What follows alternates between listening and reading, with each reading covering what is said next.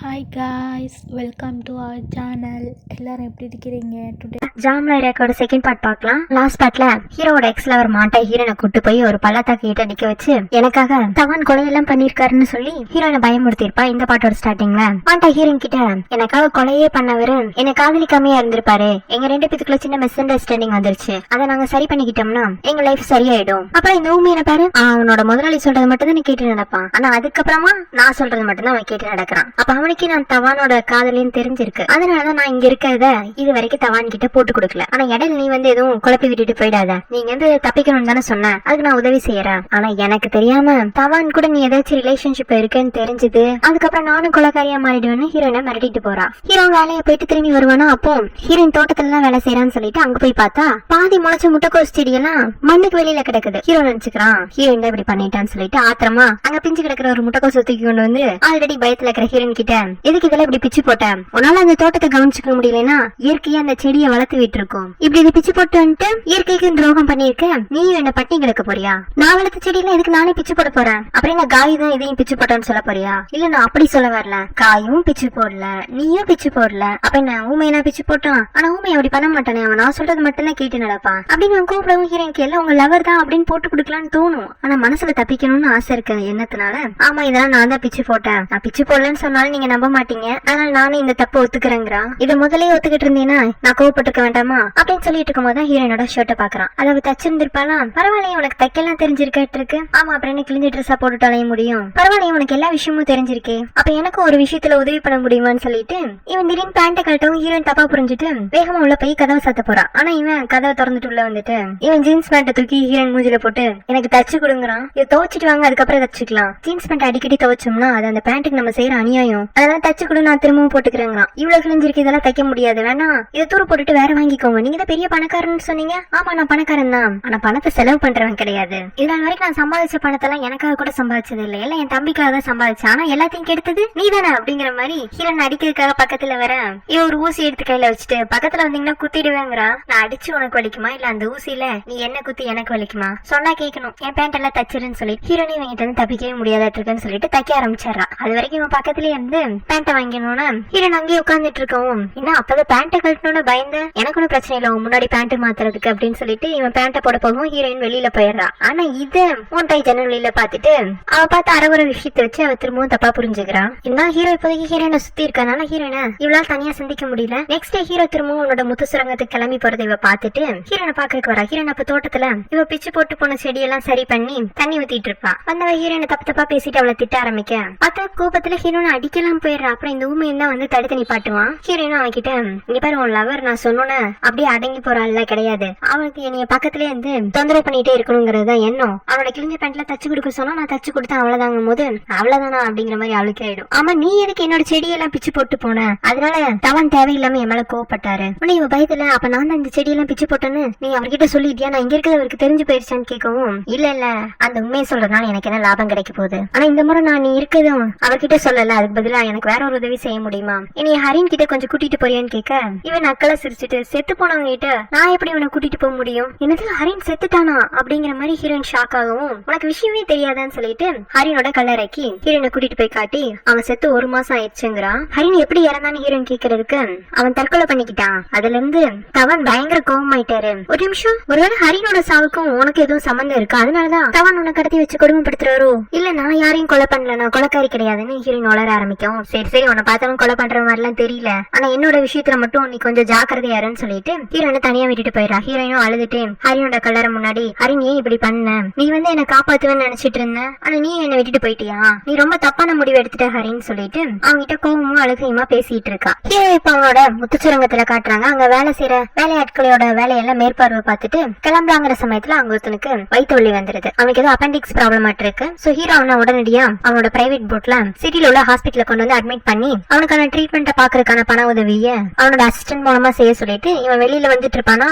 அப்ப அவங்க ஒரு துணிக்கடையை பாக்குறான். துணிக்கடையை பார்க்கவும் ஹீரோயின் கிழிஞ்ச ட்ரெஸ் போட்டு ஞாபகம் வருமா, உடனே உள்ள போய் ஒரு ட்ரெஸ் வாங்கிக்கிறான். பணத்தை செலவே பண்ண மாட்டேன்னு சொன்னா, ஆனா ஹீரோயினுக்காக செலவு பண்ணுவான்ட்டு இருக்கு. அப்புறம் ட்ரெஸ் வாங்கிட்டு வந்ததுக்கு அப்புறமா தான் யோசிப்பான், இவளுக்கு எதுக்கு நான் ட்ரெஸ் வாங்கிட்டு வந்தேன், ஏதோ தப்பா இருக்கு, இந்த ட்ரெஸ் நமக்கு தேவைப்படாதுன்னு சொல்லிட்டு வாஷ்ரூம்ல ஓரமா போட்டு வச்சாரான். நெக்ஸ்ட் டே இவன் கிளம்புறதுக்கு முன்னாடி ஓடி வந்து பாஸ் நீங்க ஏதோ ஒரு பொருளை வாங்கி மறந்து வாஷ்ரூம்ல வச்சுட்டு போயிட்டீங்க, இந்தாங்கன்னு சொல்லி கொடுக்க, என்னடா இது விடாது கருப்பாட்டிருக்குன்னு சொல்லிட்டு ஹீரோவும் அந்த ட்ரெஸ்ஸை கொண்டு போயிடறான். அப்புறம் ஹீரோயினை பார்க்க வருவானா, ஹீரோயின் ஒரு 4-5 முட்டையை அவன் நெத்தியில குறி பார்த்து அடிக்க, என்ன பண்ற, உனக்கு என்ன பிரச்சனைன்னு கேட்க, ஹரின் செத்து போயிட்டாங்கிறத ஏன் என்கிட்ட மறைச்சிங்க? ஹீரோ நினைச்சுக்கிறேன் இதுக்கு முன்னாடி தன்னோட பேரையும் கண்டுபிடிச்சு கரெக்டா சொன்னா, இப்ப ஹரின் செத்ததையும் கண்டுபிடிச்சிட்டானா, எல்லாத்தையும் இவளுக்கு இந்த ஊமையை தான் சொல்லி கொடுத்துட்டு போனான்னு சொல்லிட்டு ஊமையை போட்டு அடிக்க ஆரம்பிச்சிடறான். ஊமையை நானும் எதுவும் பண்ணவே இல்லைன்னு சொல்லி அவன் சரண்டர் ஆயிடுறான். அப்ப ஹீரோயின், நீங்க முதல்ல எனக்கு பதில் சொல்லுங்க, ஹரின் செத்தாங்கிறத ஏன் என்கிட்ட மறைச்சிங்க? வா அவன் எப்படி செத்தான்னு உனக்கு காட்டுன்னு சொல்லிட்டு ஹீரோயினை வேகமா கையை பிடிச்சிட்டு கொண்டு போய் அவன் ரூம்ல தள்ளி விட்டுறான். ஹீரோயின் வலிக்குதுன்னு சொல்லி கத்தவும், வலிக்குது இல்ல, இதே மாதிரிதான் ஹரின் சாகும் போது அவனுக்கும் வலிச்சிருக்கும். அதெல்லாம் விட அவன் சாகுறத பக்கத்துல இருந்து பார்த்த எனக்கு எவ்வளவு வலிச்சிருக்கும். அதுதான் நானும் கேக்குறேன், எதுக்காக ஹரின் சாகணும்? ஒரு பொண்ணு அவனை விட்டுட்டு போயிட்டாங்கிறதுக்காக அவனோட வாழ்க்கையை முடிச்சுக்குவானா? இது முட்டாள்தனமா இல்ல? அதை விட நீங்க பண்றது பெரிய முட்டாள்தனமா இல்ல? ஆமா, நானும் என் தம்பியும் அளவுக்குலாம் புத்திசாலி கிடையாது, அதனால எங்களால எந்த விஷயத்தையும் சாதாரணமா எடுத்துக்க முடியல. அதுலயும் என் தம்பி சாகுற அளவுக்கு முடிவு எடுத்திருக்கானா, அந்த அளவுக்கு நீ லவ் பண்றேன்னு சொல்லி அவனை ஏமாத்திருக்கேன். இல்ல நீங்க தப்பா புரிஞ்சிட்டு இருக்கீங்க, நானும் ஹரினும் நல்ல ஃப்ரெண்ட்ஸ் தான். ஹரின் சாவுக்கு நான் காரணம் இல்லைன்னு சொல்ல, ஃப்ரெண்டுங்கிற ஒரு வேர்டு நீ சாதாரணமா யூஸ் பண்ணி எல்லா பசங்களையும் ஏமாத்திருக்க. ஆனா ஏன் தம்பி மத்த பசங்க மாதிரிலாம் கிடையாது. ஒரு முறை ஒரு பொண்ண பிக்ஸ் பண்ணிட்டானா அவதான் அவனோட வாழ்க்கைன்னு முடிவு பண்ணிருக்கான். அதனால உன்னோட பொய்யான காதல் அவனுக்கு முடிவும் கட்டிருச்சு. அவன் எந்த அளவுக்கு உன்னை லவ் பண்ணிருக்கான்னு உனக்கு தெரியாதுல்ல, என் கூட நான் அவனுக்கு காட்டுறேன்னு சொல்லிட்டு ஹீரோன் முத முறையா அவனோட வீட்டுக்கு கூட்டிட்டு போறான். அப்புறம் ஹரினோட டைரியை கொடுத்து படிக்க சொல்றான். ஹீரோன் படிக்கணும் தான் தெரிய வருது ஹரினும் சனியும் எந்த அளவுக்கு லவ் பண்ணிருக்காங்கன்னு. அப்ப ஹீரோயின் கிட்ட பாத்தியா நீ எந்த அளவுக்கு என் தம்பியை முட்டாளாக்கி இருக்கன்னு ஹீரோன் இந்த டைரி கீழே போட்டுட்டு, உங்க தம்பி என்ன 6 வயசு பையனா சாக்லேட் வாங்கி கொடுக்குறேன்னு சொன்னோன்னு ஏமாந்து என் பின்னாடி வரதுக்கு எனக்கு என்னமோ உங்க தம்பியை நீங்க சரியா வளர்க்கலன்னு தோணுது. அதனாலதான் அவனால இந்த சின்ன தோல்வியை கூட ஏத்துக்க முடியல. உங்க மேல என்ன தப்பு இருக்குன்னு சொல்ல, ஓஹோ ஒரு மனுஷன் அப்பாவியா வளர்ந்தானா அவனை நீ என்ன வேண்டாலும் பண்ணலாங்கிற முடிவுக்கு வந்துட்ட. அந்த டைரி நல்லா படிச்சல, அதுல நீ எந்த அளவுக்கு என் தம்பி கூட டீப் ரிலேஷன்ஷிப்ல இருந்திருக்கன்னு அவன் வரி வரியா எழுதி வச்சிருக்கான். இதுக்கப்புறமாவும் நீ என்னோட வளர்ப்பு குத்தம் சொல்ற, உன்னோட காதலுங்கிற நடிப்புல என் தம்பி மயங்கினதுல எந்த தப்பும் இல்லங்கிற. எனக்கெல்லாம் யாரையும் நடிச்சு ஏமாத்தலாம் அவசியம் இல்ல. நான் இது வரைக்கும் எல்லாமே என் வாழ்க்கையில சரியா தான் பண்ணிட்டு இருக்கேன். இப்பவும் சொல்றேன், நான் உங்க தம்பிக்கு ஜஸ்ட் ஃப்ரெண்டு மட்டும்தான். நீ ஃப்ரெண்டு, பாய் ஃப்ரெண்டு, பெஸ்டின்னு ஒவ்வொரு வேர்டுக்கும் ஒவ்வொரு டெபினிஷன் வச்சிருப்ப, அதெல்லாம் எனக்கு புரியாது. ஆனா நீ ஒரு ஏமாத்துக்காரி, அதுல என் தம்பி ஏமாந்துட்டான். நீ எந்த அளவுக்கு ஏமாத்துக்காரினா, நீ ஒரு ஹை கிளாஸ் பொண்ணா இருந்தாலும் உனக்கு சமைக்க தெரிஞ்சிருக்கு, தோட்டம் போட தெரிஞ்சிருக்கு, கிழிஞ்ச துணியை தச்சு போடுறது கூட தெரிஞ்சிருக்கு. ஏதோ இந்த வேலையில நீ சின்ன வயசுல இருந்து பழக்கப்பட்ட மாதிரி செய்யறதெல்லாம் பார்த்தா பசங்க முன்னாடி நீ நல்ல பொண்ணுன்னு காட்டிக்கிறதுக்காக இதுக்கு தனியா கோச்சிங்கே போயிருப்பியாட்டு இருக்கே. அதுல என் தம்பி மாதிரி ஏமாந்த அப்பாவி பசங்க எத்தனை பேரோ. உங்களுக்கு இது நாள் வரைக்கும் இனி பக்கத்துல இருந்து பார்த்ததுல என் மேல ஒரு பாசிட்டிவ் தாட் கூட வரல. ஒரு கொலைக்காரியை பார்த்தா எனக்கு எப்படி பாசிட்டிவான எண்ணெல்லாம் வரும்? அப்ப சரி என்ன கொன்றுங்க, இதுக்கு மேல என் மேல உங்களுக்கு எந்த நல்ல எண்ணமும் வர போறது இல்ல, நீங்க இருந்து விடுவிக்க போறதும் இல்ல. நடக்கவே நடக்காதுங்கிறத நடந்துரும்னு நினைச்சிட்டு வாழ்றதை விட சாகிறதே மேலு. உங்க தம்பியை கொண்டு முடிவு பண்ணிட்டீங்களா, பதிலுக்கு என்ன கொன்றுங்கன்னு ஹீரோயின் கத்தவும், என்ன என்னால உன்னை கொல்ல முடியாதுன்னு நினைக்கிறேன்னு சொல்லிட்டு இவன் ஹீரோயின் கழுத்து பிடிச்சு நெரிக்க ஆரம்பிப்பான். ஆனா லைட்டா ஹீரோயினுக்கு வலிக்குதுன்னு தெரிஞ்சதுமே உன்னை அவ்வளவு சீக்கிரம் எல்லாம் கொல்ல மாட்டேன் அப்படின்னு நல்லா வெயில் அடிக்கிற இடமா பார்த்து அவளை ஒரு மரத்துல கட்டி வச்சுட்டு இவன் ஓரமா உட்காந்து அவன் தம்பியை நினைச்சு ஃபீல் பண்ண ஆரம்பிச்சிடறான். ஹீரோனுக்கு பாவம் இப்பதான் புரிய வருது இவன் ஏன் இவ்வளவு கோவமா இருக்கான்னு. முன்ன வச்சு அப்பப்ப இவன் பண்ற டார்ச்சர்ல சனியை போட்டு கொடுத்துடலாமான்னு லைட்டா ஒரு எண்ணம் வந்துட்டு போயிருக்கும். ஆனா இப்ப இவன் கொலவெளியில இருக்க பார்த்தா சனியோட உயிருக்கு உத்தரவாதம் இல்லையாட்டு இருக்கே. அப்புறம் அங்கிள் ஆண்டி வேற வருத்தப்படுவாங்க. கண்டிப்பா இந்த கஷ்டங்களை எல்லாம் நானே தான் பொறுத்துக்கணும். சீக்கிரமே இங்க தப்பிச்சு போய் சனியை எச்சரிக்கணும்னு முடிவு பண்ணிட்டு இருக்கா. அதுக்குள்ள இந்த போண்டாய் எப்போ மாதிரி ஹீரோயினை பாக்குறதுக்காக அவளோட குடிசைக்கு போவல, அங்க இருக்க மாட்டா. அப்புறம் அந்த ஊமை கிட்ட எங்க சோயான்னு கேட்க, பாசம் அவளும் வீட்டுக்கு போயிட்டாங்கன்னு சொல்ல, என்ன வீட்டுக்கு போயிட்டாளா அவ அப்படிங்கிற மாதிரி கோவத்துல ஹீரோட வீட்டுல வந்து தேடி பார்த்தா ஹீரோயினையும் ஹீரோவையும் காணும். ஒருவேளை அவரே ஹீரோயின் எங்கேயாச்சும் கூட்டிட்டு போயிட்டாரான்னு சொல்லிட்டு போட் எடுக்கிற இடத்துக்கு வரா. அங்க ஹீரோ தனியா உட்காந்துட்டு இருக்கான். ஹீரோவும் போண்டாய பாத்துறான். போண்டாய் கொஞ்சம் பயப்படுவா அவனை பார்த்தோம், எங்க ஏதாச்சும் சொல்லிடுவானோன்னு. ஆனா ஹீரோ எதுவுமே சொல்லாம கோவமா அவளை பார்த்துட்டு மட்டும் போயிடுறான். ஆனா அதுவே இந்த போண்டாய்க்கு ரொம்ப சந்தோஷமாயிடும். அந்த ஊமை என்கிட்ட பாத்தியா தவானிக்கு என் மேல உள்ள கோவம் எல்லாம் குறைஞ்சிருச்சாட்டு இருக்கு. முன்னெல்லாம் என்ன பார்த்தாலே இனி எப்படி திட்டுவாரு, இன்னைக்கு என்ன எதுவுமே சொல்லலைன்னா அப்ப என்ன மன்னிக்க ஆரம்பிச்சிட்டான்னு தானே அர்த்தம் அப்படின்னு சந்தோஷப்பட்டுட்டு இருப்பா. ஆனா ஹீரோ மூடு சரியில்லாதனால அவன் மேல கோவத்தை கட்டாம போயிருப்பான். அப்புறம் கட்டி போட்டுக்கிற ஹீரோனை கழட்டி விட்டுட்டு, எனக்கு ரொம்ப தலைவலிக்குது ஒன்னால, போய் எனக்கு காஃபி போட்டு கொடுங்க. ஹீரோனும் காஃபி போட ஆரம்பிப்பாலாம். அதுலயும் இவ்வளவு காஃபி போட சொல்லிட்டு எதுக்காப்புல இருக்கிற ஊஞ்சல்ல ஹாயா தூங்க வேற செஞ்சிருவான். பக்கத்துலயே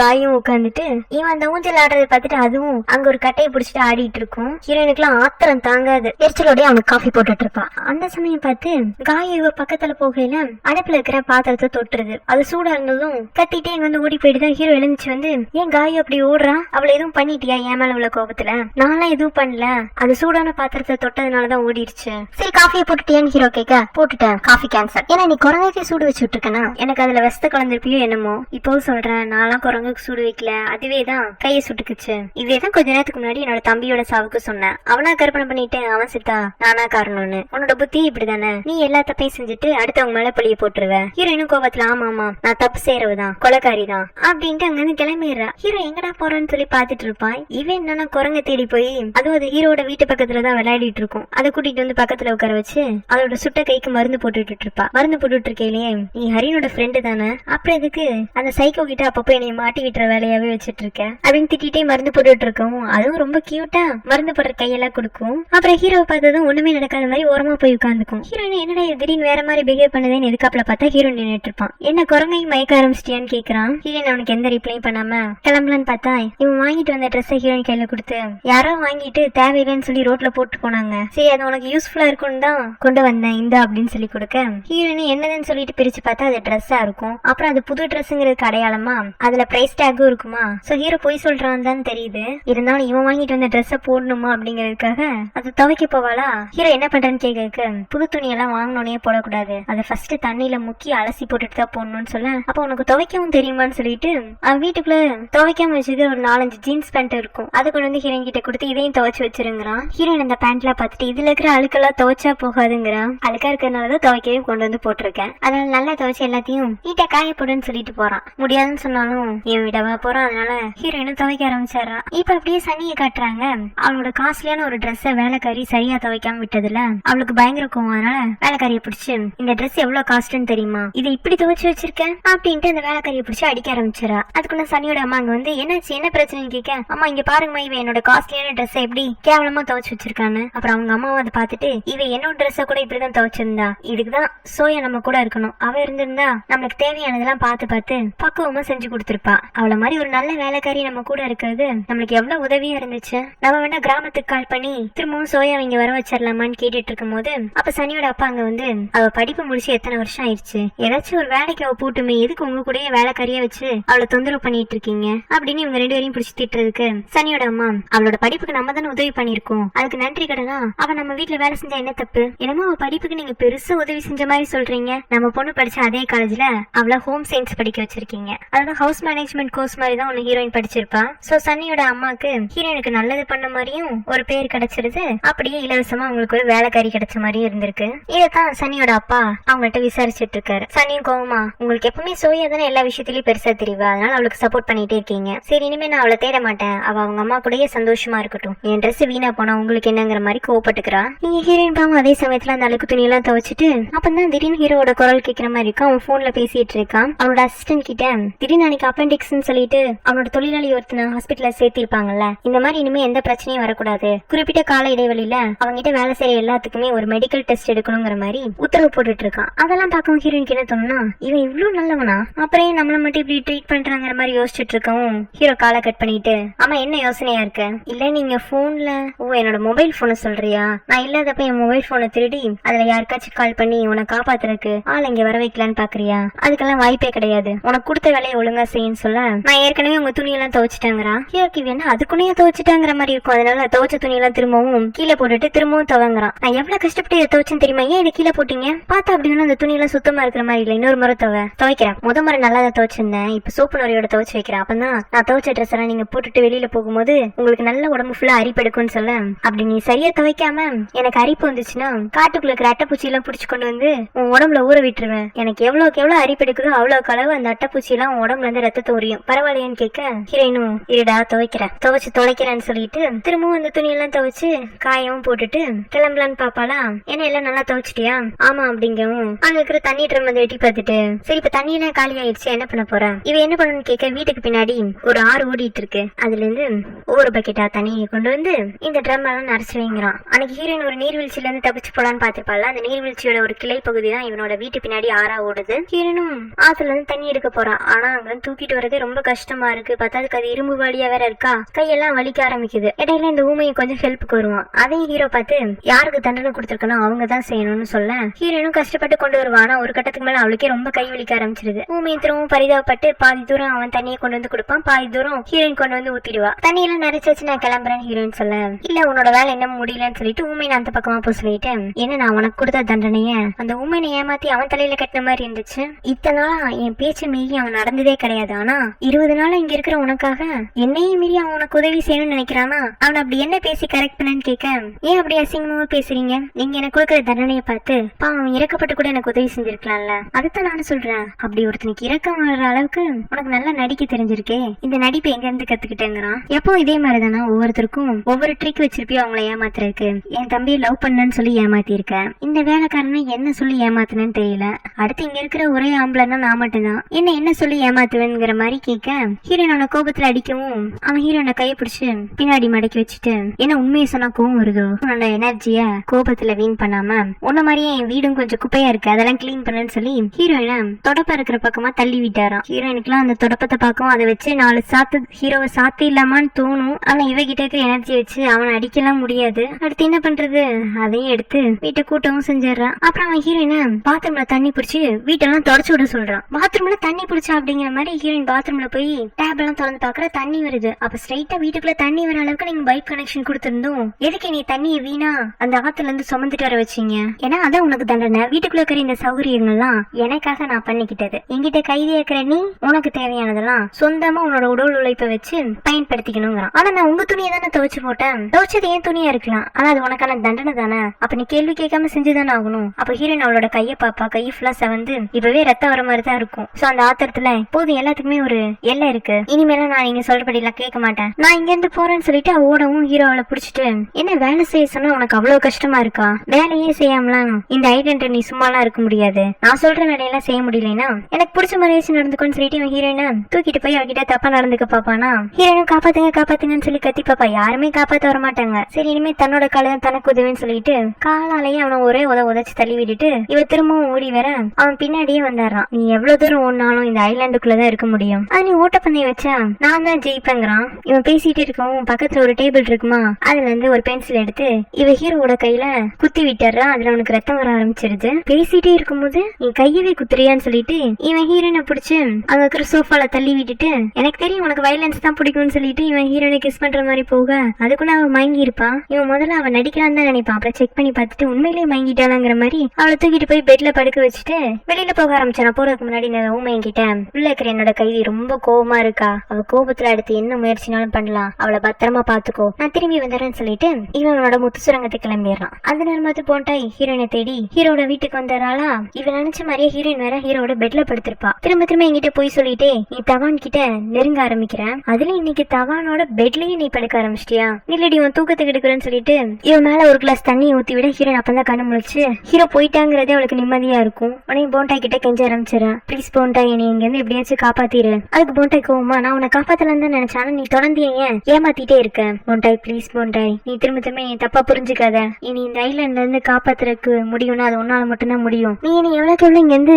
சீக்கிரமே தப்பிக்க வைக்கிறியோ அவ்வளவுக்கு உனக்கும் நல்லது தானுங்கும் போது சரி முதல்ல நீ வான்னு சொல்லிட்டு அவளோட குடிசையில விட்டுட்டு, நான் நீ தப்பிக்கிறதுக்காக ஒரு பிளான் ரெடி பண்ணிருக்கேன், இன்னைக்கு ஒரு நாள் மட்டும் பொறுத்துக்கோ, நாளைக்கு நான் உன்னை இங்க இருந்து காப்பாத்தி விட்டுறேங்கிறா. ஹீரோனுக்கும் சந்தோஷமாயிடுது. அப்புறம் ஊமை இதெல்லாம் பாத்துட்டு தான் இருப்பான். இந்த மோண்டாயினால ஹீரோ நீங்க இருந்து தப்பிச்சுட்டானா முதலாளி கிட்ட யார் பதில் சொல்றேன்னு அவ காலில் சங்கிலியை போட்டு கட்டிடுறான். மோண்டாய்க்குமே நல்லா தெரியும் என்னதான் இவன் ஆசையா பேசி அந்த ஊமையை மயக்கினாலும் அவனை மீறி ஹீரோ நீங்க வந்து கூட்டிட்டு போக முடியாதுன்னு. அதனால அவங்க கிட்ட திரும்பவும் ஆசையா பேசி அவனை ஏமாத்த ஆரம்பிச்சிடறான். அதுவும் கொஞ்சம் ஓவராவே அவன் கூட பழகிற மாதிரி இருக்கு. ஹீரோன் என்னடா சவுண்டுன்னு எட்டி பார்த்தா இவங்க 2 பேரும் கிஸ் பண்ணிட்டு இருப்பாங்களா, அதை பார்க்கவும் என்னது போண்டாயும் ஊமையனும் இப்படி பண்ணிட்டு இருக்காங்க. சரி இவங்க என்ன பண்ணா நமக்கு என்ன, நம்ம தப்பிச்சா போதுங்கிற மாதிரி அவ்வளவு அமைதியாகிறான். கொஞ்ச நேரத்துல போண்டாய் ஊமை நல்லா தூங்குறான்னு என்னன்னு செக் பண்ணிட்டு அவங்கிட்ட இருந்து சாவியை திருடிட்டு வந்து ஹீரோயின் கிட்ட காட்டுறா. பாத்தியா உன்னை காப்பாத்துறதுக்காக தான் நான் எல்லா முயற்சியும் பண்ணிட்டு இருக்கேன்னு சொல்லிட்டு ஹீரோனோட கால் விலங்க கழட்டி விட்டுறா. நீ என்ன பண்ண, ஒரு 2 மணி நேரம் நல்லா தூங்கிக்கோ, காலையில் 4 மணிக்கு இந்த குடிசை விட்டு கிளம்ப ஆரம்பிச்சிரு. அன்னைக்கு நீர்வீழ்ச்சிக்கு அந்த பக்கமா ஒரு குடிசை வீடு பார்த்தல,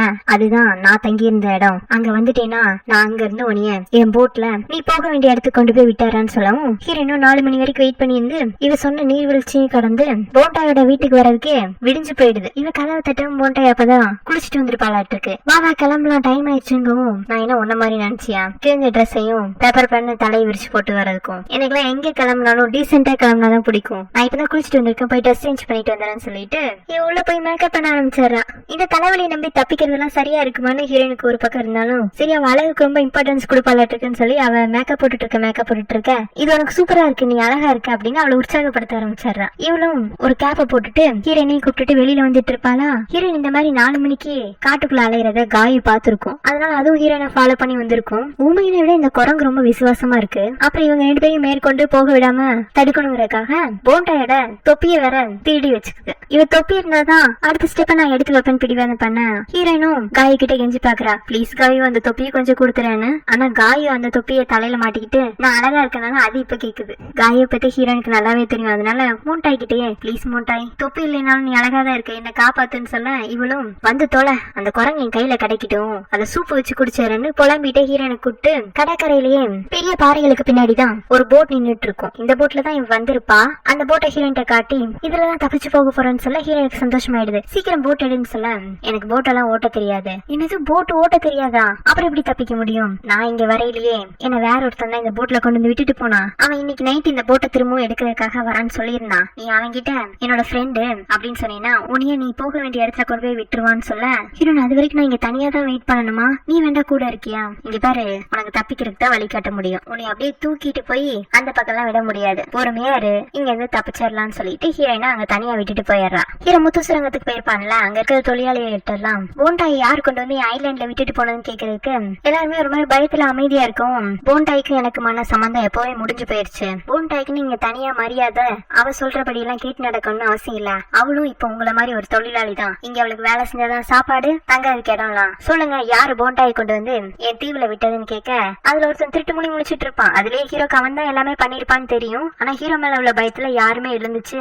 அவனையும் போட்டு கொடுக்கறது இல்ல, தப்பு பண்ணவனும் அவனும் எழுந்துச்சு உண்மையை ஒத்துக்கிறதும் இல்ல. சோ ஹீரோ, இந்த தப்ப பண்ணது யாருன்னு எனக்கு தெரியும். எல்லாரும் கூட்டுக்கலவனிகளா இருக்கலாம்னு முடிவு பண்ணிட்டீங்க. உங்களோட ஒற்றுமையை பார்க்க நான் ரொம்ப வியக்கிறேன். ஆனா இந்த தப்புக்கு பனிஷ்மெண்டா இந்த மாசத்துல உங்களுக்கு 20% சம்பளத்துல குறைக்கிறேன்னு சொல்லிட்டு நைட்டே கிளம்பலான்னு தான் பாப்பான். அப்பதான் நீங்க ஹீரோயினை வந்து கண்காணிக்க முடியும். ஆனா இந்த தப்பு பண்ணவன் ஹீரோ கிட்ட போய் தனியா மன்னிப்பு கேக்குறான். சாரி பாஸ், போண்டாய் சொன்னோன்னு அவன் மேல உள்ள பழைய மரியாதையில உங்க ஐலாண்ட வந்து விட்டுட்டேன், என்ன மன்னிச்சிருங்க, இனிமே நான் இப்படி பண்ண மாட்டேன்னு சொல்றான். ஹீரோ அவனை மன்னிச்ச மாதிரி தெரிஞ்சாலும் கோமா அங்க இருந்து கிளம்ப பாப்பானா. ஆனா அன்னைக்கு பௌர்ணமி ஆட்டிருக்கு, அலையெல்லாம் அதிகமா வரும். சோ அந்த தொழிலாளி, பாஸ் இங்க இருந்து நீங்க இப்ப போக வேண்டாம், உங்களுக்கு இந்த கடலோட எல்லா வழியும் தெரியலாம், ஆனா இயற்கைன்னு ஒன்று இருக்குல்ல, அதுக்கு முன்னாடி எல்லாருமே தோத்துதான் போவோம். இன்னைக்கு ஒரு நாள் நீங்க தங்கிட்டு நாளைக்கு போங்கிறான். ஹீரோவும் சரின்னு சொல்லிட்டு அன்னைக்கு நைட் அங்கேயே தங்கிடுறான். அதனாலதான் இங்க போண்டாயால ஹீரோனை தப்பிக்க வைக்கிறதுக்கும் ஊமையனை ஏமாத்துறதுக்கும் வாய்ப்பு அமைஞ்சிருக்கு. அப்புறம் ஹீரோ காலையிலே கிளம்பவும் அந்த தப்பு பண்ணவன் வந்து, பாஸ் நான் என் தப்பெல்லாம் சரி பண்ணிடுறேன், நான் உங்க கூட இப்ப வந்து அங்க மறைவான இடத்துல போட்டை நிப்பாட்டி வச்சிருக்கேன், அதுல போண்டாயை கூட்டிட்டு நான் திரும்பவும் இங்கேயே வந்துடுறேன்னு சொல்ல ஹீரோ வாங்கிட்டா, நீ எந்த இடத்துல போட்டை நிப்பாட்டி வச்சிருக்கேன்னு சொல்லு, நானே போண்டாய் அதுல பார்சல் பண்ணி அனுப்பிச்சு வைக்கிறேன்னு சொல்லிட்டு அவன் தீவுக்கே வந்தாரான். வந்தவன் முதல்ல ஹீரோனை பாக்கிறதுக்காக குடிசைக்கு தான் போவான். அப்ப ஊமையை நாங்க பாக்கவும் உள்ள என் கைதி பத்திரமா தானே இருக்கான்னு கேட்க அவனும் ரொம்ப பத்திரமா இருக்கான்னு சொல்லி நம்பிக்கையா சொல்லிட்டு கதவை திறந்து பார்த்தா கால் விலங்கு போட்டு கலந்து கிடக்கும். ஹீரோயின் தப்பிச்சுட்டான்னு தெரியும். ஹீரோ கோபத்துல உண்மையை நல்லா திட்டி விட்டுட்டு எப்படி இங்க இருந்து ஹீரோயின் தப்பிக்க வைக்க இந்த மோட்டாய் தான் உதவி பண்ணிருக்கோம்னு அவளோட போட் நிக்கிற இடத்துக்கு வரான். அவன் அங்க வரவும் ஹீரோயின் அவனை பார்த்துட்டு என்னடா நம்மள காப்பாத்துற கால் வரான்னு பார்த்தா திரும்ப இவனே வந்துட்டானேன்னு சொல்லிட்டு மறைஞ்சுக்கிறதுக்காக முயற்சி பண்றான். அதுல அவளோட ட்ரெஸ் வச்சு ஹீரோ கண்டுபிடிச்சு சனி நில்லு என்ன பண்ணிட்டு இருக்கேன்னு கேட்க இவனை பார்த்த பயத்துல ஹீரோயின் தலை தெறிக்க ஓட ஆரம்பிக்கிறான். பின்னாடியே ஹீரோவும் ஓடுவானா. ஹீரோயின் கால் தெறிக்க ஒரு இடத்துல விழுகவும் அங்க ஒரு பெரிய மலைப்பாம்பு இருக்கு. அது ஏதோ சாப்பிட்டுட்டு அப்பதான் நல்லா தூங்கிட்டு இருக்க மாதிரி இருக்கு. சோ ஹீரோயின் எந்த விதத்துலயும் தொந்தரவு பண்ணல. ஆனா அதோட பக்கத்துல போண்டாயோட தொப்பி கிடக்குது. சோ ஹீரோயின் நினைச்சுக்கிறா குரங்கதான் இது சாப்பிட்டுட்டு படுத்து கிடக்குதாட்டுக்குன்னு சொல்லிட்டு அச்சோ காய் செத்து போயிடுச்சாட்டுருக்குன்னு இவ புலம்ப ஆரம்பிச்சாரா. ஹீரோ அதுக்குன்னு அவளை அந்த பக்கமா இழுத்துட்டு வந்துட்டு என்ன புலம்பிட்டு இருக்கேன்னு கேட்க அந்த மலைப்பாம்பு காயவை சாப்பிட்டுருச்சுங்கிறா. காயவை தான் அது சாப்பிட்டுச்சுன்னு உனக்கு எப்படி தெரியும்? ஏன்னா போண்டாய் கிட்ட இருந்து காலையில தொப்பியை திருடி காய் தான் மாட்டிட்டு சுத்தி தெரிஞ்சது. அப்ப உன்னால காயும் செத்துருச்சா? நீ வாழ்ந்தவங்களுக்காக எத்தனை உயிரினால கொள்ளுவியாட்டு இருக்கு. மூண்டாய் ஒண்ணு இங்க இருந்து காப்பாத்திருவான்னு நீ எப்படி நம்பலாம்? அந்த அளவுக்கு உரிமை அவற்றுக்குன்னு உனக்கு யார் சொன்னது? இல்ல அவதான் உங்க லவ்வருனா யார் என்னோட லவ்வரு அப்படின்னு ஹீரோயின் தர தரன்னு பிடிச்சு இழுத்துட்டு போய் அந்த போட்லயே ஏற வச்சு ஹீரோனோட குடிசைக்கு கூட்டிட்டு வந்தாராம். அதாவது இந்த காட்டு வெளியில சுத்தி வந்தாதான் நீர்வீழ்ச்சியை தாண்டி இந்த இடத்துக்கு வர முடியும். அப்படி இல்லாம கடல்லயே டிராவல் பண்ணாலும் ஹீரோட அந்த பிரிட்ஜ் கிட்ட போக முடியுமாட்டிருக்கு. அந்த வழியில ஹீரோ அவளை கூட்டிட்டு போயிடறான். ஹீரோனை திரும்ப குடிசை வீட்டுல அடைச்சிட்டு ஒரு பெரம்பு எடுத்துட்டு வந்து ஊமையனை வெளுன்னு வெளுக்க ஆரம்பிச்சாரான். ஏன்னா அவனோட அஜாக்கிரதையினாலதானே ஹீரோயின் தப்பிச்சா, அப்புறம் காய் செத்து போயிட்டா அப்படின்னு அவனை வலிக்க அடிக்கவும் ஹீரோனுக்கு அதை பார்க்கவும் இவ்வளவு உண்மையா இருக்கிற ஊமையனையே எப்படி தண்டிக்கிறானே, உண்மையிலேயே இவனுக்கு மனசுல நீதிபதினு ஒரு நினைப்போங்கிற மாதிரி அவனால கோவம் இருக்கு. அதுக்கப்புறமா ஹீரோனையும் ஒரு மரத்துல கட்டி வச்சுட்டு இன்னைக்கு ஈவினிங் வரைக்கும் நீ இங்கதான் நிக்கணும், அதுதான் காய் செத்ததுக்கு உனக்கான தண்டனைன்னு சொல்ல இவ்வளவுதான் தண்டனையா? நான் கூட எங்க இனியும் ஊமையனையும் கொன்றுவீங்களோன்னு நினைச்சேன். கொன்றுவேனா? நான் என்ன ஒன்ன மாதிரி நினைச்சேன் கொலைக்காரன்னு? ஹீரோ எனக்கு என்ன தெரியாதுன்னு நினைச்சீங்களா? நீங்க போண்டாய் கிட்ட ஒருத்தன் தப்பா நடந்துகிட்டான்னு அவனை கொண்டுட்டீங்கல்ல, என்கிட்ட போண்டா எல்லாமே சொல்லிட்டாங்க போது, ஓ எல்லாமே உனக்கு தெரிஞ்சிருச்சா? ஆமா நான் பெரிய கொலைக்காரன் தான், ஆனா எனக்கும் போண்டாய்க்கு எந்த சம்மந்தமே இல்ல, அவளால உன்னை இங்க இருந்து காப்பாற்றவும் முடியாது. நீ என்ன போண்டாய் பத்தி பேசிட்டு இருக்க? ஏன் போண்டாய் முதல்ல எனக்கு பொண்டாட்டியா இருந்தா கொஞ்ச நாளைக்கு, அதே மாதிரி நீ இருக்க சொல்லிட்டு ஹீரோனை கிஸ் பண்ண வர ஹீரோன் மூஞ்சி திருப்பிட்டு, நீ அடுக்கடுக்கா பாவம் பண்ணிட்டு வந்துட்டு இருக்க, காய் செத்ததுக்கு நான் தான் காரணம்னு சொல்லிட்டு தானே நீங்க கட்டி வச்சிருக்க. ஆனா அது உண்மை கிடையாது. உனக்கு என்னன்னா இங்க நடக்கிற எல்லா தப்புக்கும் யாரையாச்சும் ஒருத்தர பழி சொல்லணும். முதல்ல ஹரின் செத்ததுக்கும் நான் தான் காரணம், இப்ப காய் செத்ததுக்கும் நான் தான் காரணங்கிறேன். நாளைக்கு வேற ஏதாச்சும் ஒண்ணு இந்த ஐலண்ட்ல தப்பா நடந்தாலும் அதுக்கும் நான் தான் காரணம். ஆனா இது வரைக்கும் நான் ஹரின் சாகணும் இல்ல காய சாகணும்னு நினைச்சது இல்ல. நான் இந்த உலகத்திலேயே சாகணும்னு நினைச்சிட்டு இருக்க ஒரே ஆள்னா அது நீதான் சொல்ல. நீ நினைச்சா நான் செத்துருவேனா? அப்படி செத்த நல்லதுதான். ஆனா நீங்க செத்ததுக்கு அப்புறமா கூட உங்க ஆவி சமாதானம் அடையாம நாயா பேய அலையும். ஏன்னா நீங்க பண்ணிருக்கிற பாவம் அந்த மாதிரி. ஏன்னா எனக்கு சாபம் கொடுக்குறியா? நான் எதுக்கு உங்களுக்கு சாபம் கொடுக்க போறேன்? உண்மையான கொலைக்காரன் நீங்க தான் எல்லா பாவத்தையும் பண்ணிட்டு இருக்கீங்க. உங்க பாவங்களே உங்களை துரத்துன்னு சொல்றா. இவ ஓவரா பேசிட்டு போகும் ஹீரோ அவளோட கை கட்டெல்லாம் அவுத்து விட்டுட்டு, எத்தனை தண்டனை கொடுத்தாலும் உன்னோட வாய் மட்டும் குறைய மாட்டேங்குதுல, எங்க இருந்தாலும் எனக்கு சாபம் கொடுத்துட்டு தான் இருப்பேன், அதை நீ எப்போ மாதிரி உன் வீட்டுக்குள்ள வந்து சாபம் கொடு அப்படின்னு அவளை ரூம்ல அடைச்சு வச்சுட்டு போயிடுறான். ஆனா இவனுக்கு ஹீரோயின் சொன்னதெல்லாம் ஏதோ ஒரு விதத்துல மனசு உறுத்த ஆரம்பிக்குது. ஒருவேளை நம்ம பண்றதெல்லாம் தப்பு, எல்லாத்துக்கும் வேற யார் மேலேயாச்சும் பழிய போட்டுட்டு நம்ம தப்பிச்சுக்கலாம்னு நினைக்கிறோமோ? இல்ல இல்ல, இந்த சனி நம்மள கண்டதையும் பேசி குழப்பி விடுறா. அவளுக்கு நல்லா பேச தெரியுது, அந்த பேச்சுல நம்ம ஏமாந்துடக்கூடாது. அவ தப்பு செஞ்சவ, அவளுக்கான தண்டனைய நான் கொடுத்துதான் ஆகணும்னு திரும்பவும் பழையபடி வேதாளம் முருங்கை மரத்துல ஏறிடுது. ஆனா காயு செத்துருக்கலாம் செய்யாது. மூண்டாய் தான் இதோட தொப்பிய அது திருடிடுச்சுங்கிற கோபத்துல அதை கொண்டு போய் அவ தங்கி இருக்கிற வீட்டுல அடைச்சு வச்சிருக்கா. ஹீரோ திட்டினதெல்லாம் திடீர்னு ஹீரோக்கு தான் பட்டதெல்லாம் தப்புங்கிற மாதிரி லைட்டா ஒரு கில்ட்டி ஃபீலிங் எட்டி பார்த்திருக்கும். அப்ப எல்லாம் சரியா தான் பண்ணிட்டு இருக்கேங்கிற நினைப்புல நடுராத்துல ஒரு பெட்டியை கொண்டு போய் காட்டுக்குள்ள ஏதோ செட்டப் எல்லாம் பண்ற மாதிரி இருக்கு. ஆனா என்ன பண்றான்னு தான் தெரியல. அப்புறம் அதுக்கடுத்த நாட்கள்லாம் ஹீரோனை ரொம்ப எல்லாம் வாய் வார்த்தையில காயப்படுத்தாம வேலையை மட்டும் அவளுக்கு அதிகமா கொடுக்குறான். காலையிலானா அவளை சமைச்சு அவளை சாப்பிட்டுக்கணும், தோட்டத்தை பாத்துக்கணும், அடுத்து எக்ஸ்ட்ராவா ஹீரோட வீட்டுல வந்து அங்க உள்ள வேலையும் செய்யணுமாட்டு இருக்கு. ஹீரோ வேலை செஞ்சுட்டு இருக்கும்போது திடீர்னு ஹீரோக்கு பிசினஸ் விஷயமா ஒரு கால் வருது. இவ ஹீரோ பேசுறதெல்லாம் பாத்துட்டு இருப்பாளா. சோ திடீர்னு ஹீரோ பக்கத்துல போய் அந்த போன்ல எதுக்கு அவளை பேசுறவங்களுக்கு காது கேட்கற மாதிரி, ப்ளீஸ் யாராச்சும் நீ காப்பாத்திருக்கீங்க வாங்க, இனி உங்ககிட்ட பேசுறது கடத்தி வச்சிருக்காருன்னு கத்த ஆரம்பிச்சிடுறா. அப்ப ஊமை வந்து ஹீரோனோட வாயை பொத்திக்கிறான். ஹீரோவும் எதுக்காப்புல இருக்கிறான்ட்ட என் வேலைக்காரி தான் கத்துனதுன்னு சொல்லி சமாளிச்சிடறான். ஹீரோவுக்கு ஹீரோயின் பண்ண இந்த முயற்சியை பார்க்கவும் சிரிப்பா தான் வரும். சரி எல்லா வேலையும் முடிச்சிட்டேன்னா உள்ள என் பெட்ரூம்ல கொஞ்சம் குப்பையா இருக்கு வந்து தொடச்சு விட்டுட்டு போன்னு சொல்லிட்டு இவன் பெட்ல சாகவாசமா கால் மேல கால் போட்டு உட்காந்துட்டு ஹீரோயின ஜன்னல் மேல இருக்கிற தூசி எல்லாம் தொடச்சு விட சொல்றான். ஹீரோயினும் டேபிள் மேல ஒரு சேரை போட்டு அதுல ஏற போலான்னு பார்த்தா சேரு ஆட ஆரம்பிக்குது. ஹீரோனுக்கு அப்பதான் தெரியுது வேணுனே ஓட்ட சேரை இங்க கொண்டு வந்து போட்டு வச்சிருக்கானாட்டு இருக்கு. அப்புறம் அவளை கஷ்டப்பட்டு ஏறி அங்க துடைக்கிறத விட இவன் பேலன்ஸ் பண்ணி நிக்கிறதே பெரும்பாடா இருக்கு. அதை பார்த்துட்டு ஹீரோ உன்னை துடைக்க சொன்ன டான்ஸ் ஆட சொல்லுங்க போது துடைக்கணும் அதுக்கு நல்ல சேரா கொடுத்துருக்கணும். உங்களை யாரு இந்த மாதிரி ஆடுற சேரை கொண்டு வந்து இங்க போட்டது? நீ ஆடிட்டே வேலை பார்க்கணும் தான் இந்த மாதிரி ஒரு சேரை உனக்காக ஸ்டோர் ரூம்ல இருந்து தேடி பிடிச்சு கொண்டு வந்து போட்டேன். ஹீரோயின் கோபத்துல அவ தொடச்சிட்டு இருந்த துணியை ஹீரோ மேல தூக்கி எறிஞ்சாரா. ஹீரோக்கு டஸ்ட் எல்லாம் மூஞ்சில பட்டுமா, என்ன திமிரு உனக்கு அப்படின்னு சொல்லிட்டு அவன் பதிலுக்கு ஹீரோயின் மேல கோபத்தை காட்டுறதுக்குனே அவனுக்கு ஒரு போன் கால் வந்துருது. அவனோட முத்துச்சுரங்கத்துல ஏதோ அண்டர்வே ஃபார்ம் ஆயிருக்கு. எப்படி கடலுக்கு மேல அலை வருதோ அதே மாதிரி கடலுக்கு அடியிலையும் அலைகள் அதிகமாகும். சோ அங்க ஏதோ பிரச்சனைன்னு சொல்லிட்டு ஹீரோ கிளம்பி போயிடுறான். இவன் பேச வச்சுதான் ஹீரோனுக்கே தெரிய வருது இவனுக்கு இந்த மாதிரி ஒரு பேர்ல் ஃபார்ம் இருக்குன்னு. அங்க ஏதோ பிரச்சனைங்கிறதுனாலதான் வேகமா போயிருக்கான். நீ திரும்பி அது கொஞ்ச நேரம் ஆக மாட்டிருக்கு, அது வரைக்கும் நிம்மதியா இருக்கலான்னு இவன் முடிவு பண்ணிக்கிறான். அங்க பேர்ல் ஃபார்ம்ல என்ன ப்ராப்ளம் ஆயிருக்குன்னா, பொதுவா கடலுக்கு அடியில இருக்கிற சிப்பி எல்லாம் ஒரு குறிப்பிட்ட இடத்த தேர்ந்தெடுத்துதான் வாழ ஆரம்பிக்கும். ஏன்னா அதுதான் அதுகளுக்கு சேஃப்டியாவும் இருக்கும், அது இனப்பெருக்கம் செய்யறதுக்கு தகுந்த இடமாவும் இருக்கும். ஆனா இந்த வேவ்ஸ் எல்லாம் அதிகமா வரும்போது அதுகளோட உயிருக்கு ஆபத்து ஏற்படும். அப்ப அந்த இடத்தை விட்டு நகர முற்படும், அதுல செத்து போறதுக்கும் வாய்ப்பு இருக்கு. சோ இந்த மாதிரி அலைகளோட தாக்கம் அதிகமா இருக்கும் போது முடிஞ்ச அளவுக்கு கிடைக்கிற சிப்பி எல்லாம் அப்பவே கடலுக்கடியில இருந்து எடுக்கிறதும் புத்திசாலித்தனம். அதுலதான் அங்க இருக்கிற தொழிலாளிகள் எல்லாம் ஈடுபட்டிருப்பாங்க. ஹீரோவும் அதுல ஒரு தொழிலாளியா கடலுக்குள்ள குதிச்சு சிப்பி எல்லாம் கலெக்ட் பண்ணி அடுக்கி வைக்கிறாங்க. இதுல இருந்து எடுக்கப்படுற முத்துகள்லாம் அந்த அளவுக்கு தரமானதா இருக்காது. இருந்தாலும் ஒண்ணுமே இல்லாம போறதுக்கு இது பரவாயில்லைங்கிற நிலைமை தான். அங்க இத்தனை நாளா இந்த சிப்பிகளை கண்ணு கருத்துமா பார்த்து அதுக்கு எந்த அளவுக்கு வளர்ந்துருக்கு அப்படின்னு கண்காணிச்சிட்டு இருந்த தொழிலாளர்களுக்கு எல்லாம் வருத்தம். சோ அவங்களை பூஸ்டப் பண்ற விதமா ஹீரோ அவங்ககிட்ட சில பேச்சுவார்த்தை எல்லாம் நடத்துறான். அதுல அவங்களும் பழைய உற்சாகத்தோட வேலை செய்ய ஆரம்பிச்சிடறாங்க. இங்க ஹீரோனை பார்க்க போண்டாய் திரும்ப வரா. வரும்போதே சாக்குப்பையில எதையும் ஒன்று தூக்கிட்டு வருவா. அவ ஹீரோனை பார்த்ததும் நீ இன்னும் இங்க தப்பிச்சு போகலையாங்கிற மாதிரி கேட்க, நடிக்காத, எனக்கு உதவி பண்ற மாதிரி என்ன பாதிலேயே காலவாரி விட்டுட்டு போயிட்டேன். நான் உன்னை எவ்வளவு நம்பினேன், உன்னால காயும் செத்துருச்சுங்கும் போது இவளுக்கு என்னது காய் செத்துருச்சா? ஆமா காய் செத்துருச்சு, அதனாலயும் தவானுக்கு மேல அதிகமான கோவம். அதுக்கு 3 டைம் நான் நீ தப்பிக்கிறக்காண்டிதான் உனக்கு வழிகாட்டி கொடுத்தேன். ஆனா உனக்கு என்னமோ தவான் மேல இன்ட்ரெஸ்ட் இருக்காட்டு, அதனால வேணும்னே நீ தப்பிக்காம தவான் கூட திரும்பி வந்துட்டேன். அதுக்குதான் உனக்கு தவான் கிட்ட இருந்து பனிஷ்மெண்ட் கிடைச்சிட்டு இருக்கு. ஆனா நீ தப்பிக்கிறதுக்கு உதவி செஞ்சது நான் தான் தெரிஞ்சிருந்தோம். தவான் இனி எதுவுமே சொல்லலைன்னா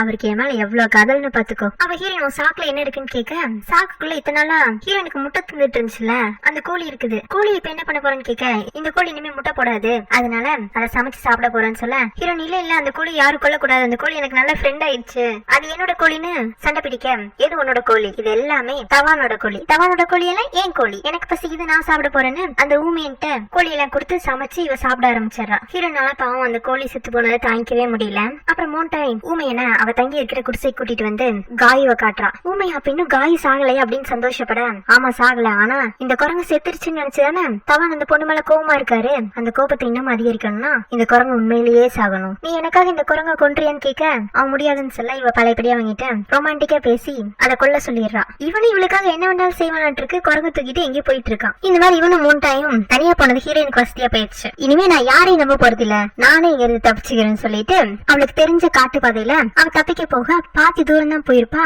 திடீர்னு அங்க ஒரு வலை மாதிரி ஏதோ மிருகத்துக்கு வச்சிருப்பாங்களாட்டு இருக்கு, அதுல இவன் மாட்டிக்கிறா. ஹீரோ கொஞ்ச நேரத்துல திரும்பி வந்துருவானா, அப்புறம் தான் ஹீரோயின் காணாம போயிட்டான்னு தெரிஞ்சு அவன் கரெக்டா ஹீரோயின் வலையில மாட்டிக்கிற இடத்துக்கு வந்துடுறான். ஆக்சுவலா ஒரு நாள் நைட் வந்து ஏதோ ஒரு செட்டப் மாதிரி பண்ணிட்டு இருந்தான்ல, அது எதுக்குன்னா ஹீரோயின் இப்படி தப்பிச்சு போனா அவளை பொறி வச்சு பிடிக்கிறதுக்கு தானாட்டு இருக்கு. ஹீரோயின் அந்த இடத்துல தொங்கிட்டு இருக்க பார்த்துட்டு இவன் சிரிக்க ஆரம்பிக்க, அதுக்குள்ள மழையும் வந்திருக்குமா, ஹீரோவும் சரி பாவம் சொல்லி இறக்கி விட்டுருவான். இறக்கி விட்டுட்டு ஹீரோயினே இவனுமா மலையில ஒதுங்கிறதுக்காக பக்கத்துல ஒரு குகைக்குள்ள போய் கொஞ்ச நேரம் தங்கிக்கிறாங்க. அப்ப ஹீரோயின் கிட்ட, உனக்கும் இங்க இருக்க பிடிக்கல, நான் எத்தனை முறை உன்னை கட்டி போட்டு அடைச்சு வைக்கலான்னு பார்த்தாலும் நீ திரும்ப திரும்ப தப்பிக்க மட்டும் தான் முயற்சி செய்யற, எனக்கும் உன்னை கட்டி மேய்க்க முடியல, இப்ப எப்படி நீ காப்பாத்துன்னு சொன்னா நான் உன்னை காப்பாத்துறேன்னா அதே மாதிரி நீ பண்ண தப்பெல்லாம் ஒத்துக்கிட்டு என் காலில் விழுந்து என்கிட்ட மன்னிப்பு கேட்டீங்கன்னா நான் உன்னை இங்க இருந்து விடுதலை செஞ்சிடறேன். சரி எது தப்புன்னு ஒத்துக்கணும்னு கேட்கும் போது, ஹரினோட சாவுக்கு நீதான் காரணம், நான் ஒரு தப்பான பொண்ணு, ஆனா இனிமே இந்த மாதிரி எந்த தப்பையும் பண்ண மாட்டேன், யாரோட வாழ்க்கையும் சீரழிக்க மாட்டேன்னு எனக்கு வாக்குறுதி கொடு, நான் உன்னை இங்க இருந்து விடுதலை செஞ்சிடறங்கும் போது நான் பண்ணாத தப்புக்கெல்லாம் எதுக்கு உங்கள்ட்ட மன்னிப்பு கேட்கணும், உங்கள்ட்ட அப்படி காலில் விழுந்து மன்னிப்பு கேட்டாதான் எனக்கு இங்க இருந்து விடுதலை கிடைக்கும்னா அதுக்கு பதில் நான் இங்கேயே செத்து போயிடுறேங்கிறா. இருந்தாலும் இந்த நேரத்துல தன்மானம் பார்க்கணும்ல அவசியம் இல்ல, தப்பிச்சா போதுன்னு நானும் அந்த எஸ்கேப் ஆயிருப்பேன். நான் நினைச்ச மாதிரி நீ சொல்லிட்டேன், நீ என்னைக்குமே மாற போறது இல்ல, சொல்லப்போனா உனக்கு இங்க இருந்து போறதுக்கே விருப்பம் இல்லையாட்டு இருக்கு, என்ன நான் ஐலாண்ட் ஓனர்னு தெரிஞ்சதுனால என் கூட ஐக்கியம் ஐலாண்ட் முடிவு பண்ணிட்டியா, அன்னைக்கு என் வீட்டுல வச்சு நான் உனக்கு கிஸ் பண்ண வந்தப்போ மயங்கிட்டேன், ஆனா இன்னைக்கு பாரு ஆள் இல்லாத குகை, வெளில பயங்கரமான மழை, காதுக்கு இனிமையும் அலையோட சவுண்டு, இதெல்லாம் ஒரு ரொமான்டிக்கான ஃபீலிங் மாதிரி தானே இருக்கு, அன்னைக்கு நடக்காது வேண்டாம் இன்னைக்கு ட்ரை பண்ணி பாக்கலாமான்னு சொல்லிட்டு ஹீரோனை கிஸ் பண்ண போனா அப்ப ஹீரோயின் போன்டாய் என்ன காப்பாத்து காப்பாத்துன்னு கத்தும், எங்க போன்டாய் தான் வந்துட்டாலும் சொல்லிட்டு ஹீரோ திரும்பி பாப்பானா, அதுக்குள்ள ஒரு கட்டை எடுத்து ஹீரோட மண்டையை உடச்சு விட்டாரா. ரத்த வரவும் ஹீரோ மயக்கமாயிடுறான். இதான் சந்தர்ப்பம் ஹீரோ நாங்க தப்பிச்சு போக பாக்குறா. ஒருவேளை செத்துருவானான்னு சொல்லி லைட்டா மனசுல ஒரு எண்ணம் வரும், இருந்தாலும் அவன் செத்தா யாருக்கும் நஷ்டம் கிடையாது அப்படின்னு இவ பாதி தூரம் ஓடி வருவாளா. எதுக்கு அப்பல காய் உட்கார்ந்துட்டு இருக்கும். இந்த ஊமையம் போன்டாய் சொன்னாங்கிறதுக்காக காயுவை கொள்ளலாம் இல்ல, அவளுக்கு தெரியாம ஒரு நடுக்காட்டுல கொண்டு போய் விட்டுட்டு வந்துடலாம், அது பொழைச்சிக்கிட்டு நினைச்சதை இங்க கொண்டு வந்து விட்டுட்டு போயிருக்கானாட்டு இருக்கு. ஹீரோன் காயுவை பார்த்தது சந்தோஷமா, காயோ அப்ப நீ சாகலையா, சரி நான் இங்க இருந்து தப்பிச்சு போயிட்டு இருக்கேன், இவன் யார்கிட்டயும் போய் போட்டு கொடுத்துறாத, நான் அந்த பக்கமா போறேன்னு சொல்லிட்டு ஹீரோன் கொஞ்ச தூரம் போயிட்டு இருப்பா. அப்பதான் ஹீரோ அவளுக்கு பண்ண கொடுமையில ஞாபகம் வரும். அப்புறம் எதோ யோசனை வந்தவள திரும்பவும் குகைக்கே வந்துடுறா. நீ செத்து போட்டுன்னு முதல்ல நினைச்சேன், அப்புறம் நீயும் செத்துட்டேனா எனக்கும் சன்னிக்கும் எந்த வித்தியாசமும் இருக்காது, பத்ததுக்கு அப்புறம் மலைப்பாம்பு வேற அவன் பக்கத்துல அவனை முழுங்குறதுக்காக வருமா, அதுக்கப்புறமா இவளால ரொம்ப நேரம் யோசிச்சுட்டு நிக்க முடியல, டக்குனு ஹீரோட காலை பிடிச்சு இழுத்து அவனை வேற பக்கமா நகர்த்தி கொண்டு வந்துடுறா. அதுக்குன்னு ஹீரோக்கு லைட்டா கண்ணு முழிப்பு வந்துருது. ஹீரோனை பார்த்ததும் சனி நீ இன்னும் தப்பிச்சு போகலையா அப்படிங்கிற மாதிரி அவளை லாக் பண்ணிடுறான். என்ன கட்டையை வச்சு மண்டையை உடைச்சு என்ன கொண்டுடலான்னு பாத்துட்டியா, நான் கொலை பண்ணலாம் நினைக்கல, நான் கொலைக்காரி எல்லாம் கிடையாது, என்ன உங்கள்ட்ட இருந்து காப்பாத்தணுங்கிறதுக்காக தான் அந்த அவசரத்துல உங்களை கட்டையை வச்சு அடிச்சிட்டேன், ஆனா பாரு உனக்குன்னு தப்பிக்க கிடைச்ச ஒரே வாய்ப்பையும் நீ தவற விட்டுட்ட, இல்ல நான் திரும்ப தப்பிச்சுதான் போக போறேங்கிற மாதிரி ஹீரோன் அவனை ஒரே உதைச்சு தள்ளி விட்டுட்டு வெளியில போலான்னு பார்த்தா அதுக்குன்னு ஊமையனும் வந்துடுறான். காயும் அங்க வந்துருது. காயுவை பார்த்ததுமே ஹீரோக்கு திரும்பவும் சிரிப்பு வந்துருது. அப்ப காய் சாகலையாங்கிற மாதிரி லைட்டா ஹீரோயின் மேல உள்ள கோவம் கூட குறைஞ்சிருது. அப்புறம் இனிமே ஹீரோனை தனியாவே விடக்கூடாதுங்கிற முடியோட ஹீரோனோட குடிசையிலே இவனும் தங்கிடலான்னு முடிவு பண்ணிடுறான். சோ அந்த குடிசை வீட்டோட கதவு பக்கத்திலே ஒரு பெட்டை போட்டு அப்படியே இந்த வீட்டுக்கு காவலாவும் ஹீரோனை கண்காணிக்க வசதியா படுத்துக்கிறான். இருந்தாலும் ஹீரோயின் தலையில அடிச்சது அப்பப்போ வலிச்சிட்டு இருக்கு, தடவி கொடுத்துட்டு இருக்கான். ஹீரோன் அதை பார்த்துட்டு கடங்கார முதலியாச்சு அப்பப்போ வந்து தொந்தரவு கொடுத்துட்டு இருந்தா இனிமே பக்கத்திலே வந்து தொந்தரவு கொடுப்பானாட்டு இருக்கே, இருந்தாலும் இவளை அடிச்சதும் சரிதான், என் கால் போனா பரவாயில்லன்னு சொன்னால இவன் மண்டியில இருக்கிற பொண்ணு நல்லா பெருசாகி கோமாக்கு போட்டும் அப்படின்னு அவனை திட்டிட்டு இருக்கவும் ஹீரோக்கு அந்த வழியில கூட லைட்டா சிரிப்பு வரும். முதல்ல ஹீரோயினுக்கு அவன் கூட ஒரே ரூம்ல தூங்கணுமாங்கிற மாதிரி கொஞ்ச நேரம் கொட்ட முடிச்சிட்டு இருப்பா. அப்புறம் ஹீரோ தூங்குறான்னு என்னன்னு எட்டி பாப்பால அவன் தூங்கி இருப்பான். இவளும் சரி நம்மளும் தூங்கிடலாம்னு சொல்லிட்டு தூங்கிடுறான். ஆனா ஹீரோ தூங்கி இருக்க மாட்டான். இடையில எழுந்துச்சு போய் ஊமையன் கிட்ட போன்டாய் நாளைக்கே இந்த ஐலாண்ட்ல இருந்து துரத்தி விட்டுரு, உனக்காக தான் அவளை இன்னமும் கொல்லாம உயிரோட வச்சிருக்கேன், உனக்கு அவ உயிரோடு இருக்குன்னு ஆசை இருந்துச்சுன்னா அவளை இங்க இருந்து பார்சல் பண்ணி அனுப்புறது உன் கையில தான் இருக்குன்றான். அப்ப ஹீரோக்கு இந்த போண்டாயை பத்தின எல்லா விஷயமும் தெரிய மாட்டிருக்கு. ஊமையினா அவளை கட்டி கொண்டு போய் அடுத்த நாளே பேர்ல் ஃபார்ம்லயே கொண்டு போய் விட்டுட்டு வந்துடுறான். அடுத்த நாள் காலையில ஹீரோயின் எந்திரிக்கும் போது அவ வெளியில போயிட்டு வரதுக்கு வசதியா ஹீரோவே கதவெல்லாம் திறந்து வச்சுட்டு கொஞ்சம் தள்ளி படுத்திருக்க மாதிரி இருக்கு. ஹீரோயினும் அவளுக்கு வேணுங்கிறதெல்லாம் சமைச்சு சாப்பிட்டுட்டு ஹீரோக்கும் சமைச்சு வச்சிடறான். ஊமையனை தேடி பாக்குற அவன ஆளை காணும். அப்புறம் ஹீரோ பாக்குறதுக்காக அவங்க ரூமுக்கு வருவாளா. ஹீரோ நல்லா தூங்கிட்டு இருப்பான். என்ன இவன் இந்நேரத்துக்கு இங்க தூங்கிட்டு இருக்கான் அப்படின்னு அவனை எழுப்பிவிட போவாளா. அப்பதான் அவனுக்கு ஃபீவர் அடிக்குது. அச்சோ, நேத்துக்கு நம்ம மண்டையை உடச்சு விட்டதுனாலதான் இவனுக்கு காய்ச்சல் வந்துருச்சோ.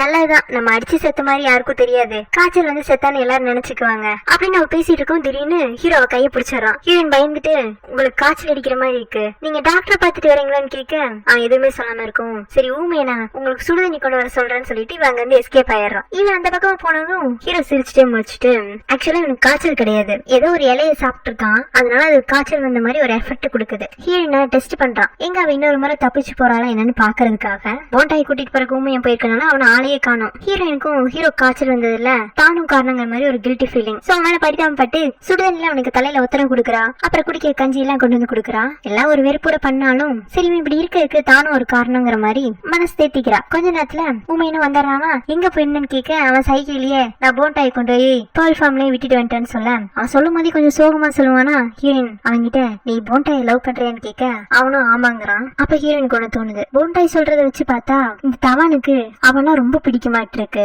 ஆனா போண்டாய்க்கு யாருக்குமே உண்மையா இருக்கதே பிடிக்காதாட்டு இருக்கு. பத்தாவுக்கு ஹரினும் செத்து போயிட்டான். இந்த தவானு கொஞ்சம் பரிதாபத்துக்குரியவனாதான் இருக்கான். ஆனா நமக்கு தொடர்ந்து அநியாயம் மட்டுமே செஞ்சு பாவ கணக்கெல்லாம் சேர்த்திட்டு இருக்கான். இவன் வாழ்க்கையே இங்க இவ்வளவு மோசமா இருக்கு, இவன் அடுத்தவங்க வாழ்க்கையை மோசமாக்கிட்டு இருக்கான். சோ முன்ன இருந்த குற்ற உணர்ச்சியில இருந்து இப்ப ஹீரோனுக்கு அவன் மேல ஒரு பரிதாப உணர்வு புதுசா வந்திருக்கு. அதுலயும் அவன் காய்ச்சல் வந்ததுல இருந்து இல்ல காய்ச்சல் வந்தது மாதிரி நடிக்க ஆரம்பிச்சதுல இருந்து அவன் மூஞ்சியே ரொம்ப பாவப்பட்ட மூஞ்சி மாதிரி ஆகி போயிடுது. ஹீரோன் அவன் நைட்டு தூங்கிட்டு இருக்கும் போது கூட அவனோட காய்ச்சல் போயிடுச்சான் செக் பண்ணி பாக்குறா. ஆனா இவன் தூங்குறதுக்கு முன்னாடியே திரும்பவும் இலையை சாப்பிட்டுட்டு படுத்திருப்பான்னு இருக்கு. அதனால நடுறதுல கூட காய்ச்சல் அடிக்கிற மாதிரி அது ஒரு எஃபெக்டா தருது. ஹீரோயின் தொட்டு பார்த்துட்டு இன்னும் உனக்கு காய்ச்சல் போகலையான்னு சொல்லிட்டு அவன் கதவு பக்கத்துல தானே படுத்திருப்பான். சோ அவன் படுத்துக்கிற கட்டில் மேல ஏறி அந்த பக்கமா போறா. ஹீரோ முதல்ல அவன் தப்பிச்சு எங்கேயோ போறான்னு தான் நினைப்பான். ஆனா அவன் திரும்ப சுடுதண்ணியை கொண்டு வந்து இவனுக்கு ஒத்தரம் கொடுக்கவும் அவனுக்கு மனசுக்குள்ள எல்லாம் இவன் ஒரு பெரிய லூசுனே தோண ஆரம்பிச்சிருச்சு. அப்புறம் லைட்டா அவனோட ஃபீவர் கம்மியாகிற மாதிரி தெரிஞ்சதும் ஹீரோயினும் அவனோட பெட்ல போய் படுத்துக்கிறா. காலையில எழுந்திருக்கும் போது ஹீரோ ஒரு பக்கமா சரிஞ்சு படுத்திருப்பானா. அப்ப அவனோட தலைவாணி கடியில இலையெல்லாம் இருக்கு. அந்த இலையை பார்க்கவும் தான் ஓஹோ இந்த இலையை சாப்பிட்டுதான் இத்தனால என்னை ஏமாத்திட்டு இருந்தியா, எனக்கு என்ன இந்த இலையை பத்தி எல்லாம் தெரியாதுன்னு நினைச்சியா, எங்க அப்பாவே பெரிய தோட்டக்காரர்டா, இன்னைக்கு உனக்கு வைக்கிறேன் பாரு ஆப்பன்னு சொல்லிட்டு அவனுக்கு சமைச்செல்லாம் வச்சுட்டு அவனை சாப்பிடற கூப்பிடுறா. அவனும் வந்து சாப்பிடலான்னு பார்த்தா உப்பள்ளி கொட்டி இருக்கா. இல்லன்னா இவ்வளவு உப்பா இருக்குன்னு அச்சோ நிறைய உப்பு போட்டேனா, நீங்க தண்ணி குடிச்சா சரியான்னு சொல்லிட்டு தண்ணியை கொண்டு வந்து வைக்கிறா. தண்ணி உப்பு தண்ணியா இருக்கு, என்ன எல்லாத்துலயுமே உப்பு கொட்டி வச்சிருக்கேன். நான் உப்பு கொட்டல, உங்களுக்கு உப்போட டேஸ்ட் நல்லா தெரியுதுன்னா அப்ப உங்களுக்கு காய்ச்சல் போயிடுச்சுன்னு அர்த்தம். அவனும் ஆமான்னு சொல்ல என்ன என்கிட்டயே நடிக்கிறியா அப்படின்னு அந்த இலையை காட்டி இது என்ன இலைன்னு எனக்கும் நல்லாவே தெரியும், நான் சின்ன வயசுல எத்தனை நாள் ஸ்கூலுக்கு போக கூடாதுங்கிறக்காக இந்த இலையை சாப்பிட்டு எங்க அம்மாவை ஏமாத்தி இருப்பேன், இனி என்ன முட்டாளாக்கணும்னு பாத்தியா, நான் புத்திசாலியாங்கிற மாதிரி சொல்ல இல்ல நீ இப்போ முட்டாள் தான், இந்த 2 நாளா நான் காய்ச்சல்னு அடிச்சப்போ உனக்கு தப்பிக்கிறதுக்கு வாய்ப்பு கிடைச்சதா, ஆனா நீ அதை பயன்படுத்திக்காம உன் கையால அப்பப்போ சமைச்சு கொண்டு வந்த வெண்ணி ஒருத்தரம் கொடுத்த, அப்பெல்லாம் உன்னோட முட்டாள்தனத்தை நினைச்சு நான் எவ்வளவு சந்தோஷப்பட்டேன் தெரியுமா, இந்த 2 நாள்ல நீ எனக்கு கிடைச்ச திறமைசாலி அடிமன்னு ப்ரூவ் பண்ணிட்டேன், அதுக்காக இனிமே உனக்கு தண்டனை எல்லாம் குறைச்சுக்கலாம் முடிவு பண்ணிட்டேன், ஆனா குற்றத்துல இருந்து நீ இன்னும் தப்பிக்கல, உன் மேல இன்னமும் ஹரினா கொண்டதுக்கான குற்றம் அப்படியே தான் இருக்கு, தண்டனை வேண்டாம் குறைச்சுக்கிறேங்கிறான். அதாவது இனிமே அவளை காட்டு வேலையில செய்ய வேண்டாம்னு சொல்லிட்டான், காட்டுக்குள்ள இருக்கிற குடிசையிலையும் தங்க வேண்டான்ட்டான், அவன் கூட அவன் வீட்லயே வேலை செஞ்சுட்டு ஓரமா இருந்தா போதுன்ட்டான், ஆனா எப்பவுமே என் கண்காணிப்புல என்னோட எதுக்காப்புலதான் இருக்கணும், நீ வேலை செய்யாத போதெல்லாம் சொல்லிட்டு ஹீரோனை எதுக்காப்புல உட்கார வச்சுட்டு அவன் வேலை செஞ்சுட்டே இருக்க, ஹீரோன் அவங்கிட்ட போய் நான் எவ்வளவு நேரம் இப்படியே உட்கார்ந்துட்டு இருக்குது, அப்ப போய் எழுந்திருக்கவே செஞ்சுக்கலாமாங்கும் போது ஓ இஷ்டம், ஆனா என்னோட கண் பார்வைக்குள்ள மட்டும்தான் இருக்கணுங்கிறான். அப்புறம் பேர்ல் ஃபார்ம்ல ஏதோ ஒரு பிரச்சனைன்னு சொல்லிட்டு அவனை அங்க கூப்பிடுறாங்க. இவளை இங்க விட்டுட்டு போனாதான் தப்பிக்கிறேன்னு புது புது பிரச்சனையை இழுத்து விடுறாள், அதனால இவளையுமே பேர்ல் ஃபார்முக்கு அவன் கூட்டிட்டு போறான். ஆனா ஹீரோ கிட்டயும் ஒரு முன்னேற்றம் தெரியுது பாருங்க. முன்னெல்லாம் ஹீரோயின் பக்கத்துல இருந்தாலே எரிச்சல் படுவான், ஆனா இப்போ அவளை கண்காணிக்கிறேங்கிற பேர்ல பக்கத்திலேயே வச்சுக்கணும்னு ஆசைப்படுற மாதிரி இருக்கு. ஹீரோனோட அந்த 2 நாள் கவனிப்பு அவங்கிட்ட ஒரு சின்ன மாற்றத்தை கொண்டு வந்திருக்கு. ஆனா இந்த மாற்றமா இருக்க போதா இல்ல ஏமாற்றமாக போதான்னு வெயிட் பண்ணி தான் பாக்கணும். பேர்ல் ஃபார்முக்கு வந்ததுக்கு அப்புறமா அங்க இருக்கிற தொழிலாளர்கள் கூட பேசும் போதாகட்டும் இல்ல வேலை செய்யும் போதாகட்டும் ஹீரோயின் கூடயே கையை பிடிச்சிட்டு சுத்திட்டு திரியிறான். அதெல்லாம் பாக்குறவங்க இதுதான் நம்ம பாஸோட புது வைஃப் ஆக போறவங்களா அப்படின்னு ஹீரோயினுக்கு ஆட்டோமேட்டிக்கா மரியாதை எல்லாம் கொடுக்க ஆரம்பிச்சிடறாங்க. சாப்பிடும் போது கூட ஹீரோயினை பக்கத்துல உட்கார வச்சு சாப்பிட சொல்ல உங்களுக்கு வேண்டாம் என் மூஞ்சியை பாத்துட்டே இருக்கிறதுக்கு போர் அடிக்காம இருக்கலாம், ஆனா எனக்கு உங்க மூஞ்சியை பார்த்தா சாப்பிட முடியாது, நான் அங்க போய் அவங்க கூட உட்காந்து சாப்பிடுறேன்னு சொல்லிட்டு லேடிஸ் ஒர்க்கர்ஸ் கூட சேர்ந்து இவ சாப்பிட ஆரம்பிச்சிடறா. அப்ப அங்க இருக்கிற பொண்ணுங்கள்லாம் நீங்களும் எங்க பாஸ் மாதிரி தான், எங்க பாஸும் எப்பவுமே எங்க கூட சேர்ந்து உட்கார்ந்தா சாப்பிடுவாரு, நீங்க எங்க பாஸோட வைஃபா இருக்கிறதுக்கு சரியான ஆள் தாங்கிற மாதிரி சொல்ல கொஞ்ச நேரத்துல ஹீரோவும் வந்து எனக்கு தனியா உட்காந்து சாப்பிட பிடிக்கல, நானும் உங்க எல்லாரும் கூடயும் சேர்ந்து உட்காந்து சாப்பிட்டுமான்னு சொல்லிட்டு அந்த கூட்டத்துக்கூடயே ஜாயின் ஆயிடுறான். ஹீரோ பண்றது அநியாயங்க, இதான் ஒர்க்கர்ஸ்க்குலாம் இம்பார்ட்டன்ஸ் கொடுப்பாங்க. பின்னாடியே கொஞ்சம் ஜென்ட்ஸ் ஒர்க்கர்ஸ் இருக்காங்க, அவங்க கூட சேர்ந்து சாப்பிட்டு இருக்கலாம். அவங்களும் பாவம் தான். லேடிஸ் ஒர்க்கர்ஸ் கூட சேர்ந்து சாப்பிட்டா நல்லா இருக்குமா இல்ல ஹீரோயின் பக்கத்துல உட்காந்து சாப்பிட்டா நல்லா இருக்குமான்னு ஹீரோ கிட்ட கேட்டாதான் தெரிய வரும். ஆனா செகண்ட் ஆப்ஷனா இருக்கிறது நிறைய வாய்ப்பு இருக்கு. ஹீரோ ஹீரோயின் இப்படி ஒன்னா உட்காந்து சாப்பிடறத போண்டாய் பார்த்தாரா. பார்த்தோன்னே அவளுக்கு கோவமும் ஆகுது. அது இருக்கிற ஒர்க்கர்ஸ் எல்லாம் ஹீரோயின புது மேடம் நினைச்சு பேசுறப்போ ஹீரோயினுக்கு ஆக்சுவலா கோவம் தானே வந்திருக்கணும். இதை எதுக்காச்சும் பின்னாடி யூஸ் பண்ணிக்கலான்னு அவளும் அமைதியா இருந்துக்கிற மாதிரி இருந்துக்கிறா. நைட்டு ஹீரோ இதை யோசிச்சுட்டு ஓரமா நின்னுட்டு இருப்பானா. இவ கடற்கரையில இருக்கிற ஒர்க்கர்ஸ்ட போய் காலையில இருந்து வேலை செஞ்சு நீங்க எல்லாம் ரொம்ப டயர்டா இருக்கீங்களான்னு கேட்கறதுக்கு, ஆமா மேடம், மேடம்லாம் நீங்க நீ சொல்ல வேண்டாம், இனி சோயானை கூப்பிடுங்கிறா. சோயாவா பாஸ் காலையில உங்களை சன்னின்ல கூப்பிட்ட மாதிரி இருந்துச்சு. இருந்தாலும் நாங்க பாஸோட ஒய்ஃப் ஆக போறவங்கள எப்படி பேர் சொல்லி கூப்பிடுறது, ஏன்னா உங்களுக்கு பிடிச்ச மாதிரி சோயானை கூப்பிட்டுக்கிறோங்கிறாங்க. அப்புறம் ஹீரோயின் அவங்க கிட்ட நைஸா இங்க இருந்து சிட்டிக்கு போறதுக்கு உங்களுக்கு வழி தெரியுமா கேட்க, ஓ நல்லாவே தெரியுமே, இப்ப நைட் நேரம் கிளம்ப முடியுமா, கொஞ்சம் ரிஸ்க் தான் இருந்தாலும் முடியும், ஆனா பாஸ் பெர்மிஷன் கொடுக்காம எப்படி நாங்க கிளம்ப முடியும், அப்ப என்ன காலையில கூட்டிட்டு போறீங்களான்னு கேக்குறா. அவங்களும் சரி காலையில எங்களுக்கு ஃப்ரீ டைம் கிடைக்கிறப்போ உங்களை கூட்டிட்டு போயிடுறோம், இங்க இருந்து ஒரு 25 நிமிஷம் தான் ஆகும். அப்படியே 25 நிமிஷம் தான் ஆகுமான்னு ஹீரோயின் சந்தோஷப்பட்டு இருக்கும் போது ஹீரோ அங்க வந்தாராம். வந்தவங்க இருக்கிற ஒர்க்கர்ஸ் கிட்ட, மேடம் என்ன தவிர்த்து வேற யாரு கூட இங்க இருந்து போக மாட்டாங்க, இதை மத்த ஒர்க்கர்ஸ்க்கும் இன்ஃபார்ம் பண்ணிடுன்னு சொல்றான். அவங்க எல்லாம் நினைச்சுக்கிறாங்க போண்டாய் விஷயத்துல ஹீரோ ஏமாந்ததுனால இந்த புது லவர் மேல ரொம்ப பொசசிவா இருக்கான்னு சாதாரணமா இந்த விஷயத்தை எடுத்துக்கிறாங்க. ஹீரோ தனியா கூட்டிட்டு வந்து ஹீரோயின் கிட்ட, என்ன என் தொழிலாளர்களை எல்லாம் ஏமாத்துற மாதிரி இருக்கு, ஏமாத்தலாம் தான் நினைச்சேன், ஆனா அதுக்குள்ளதான் நீங்க வந்துட்டீங்கல்ல, அப்ப நான் வரலைன்னா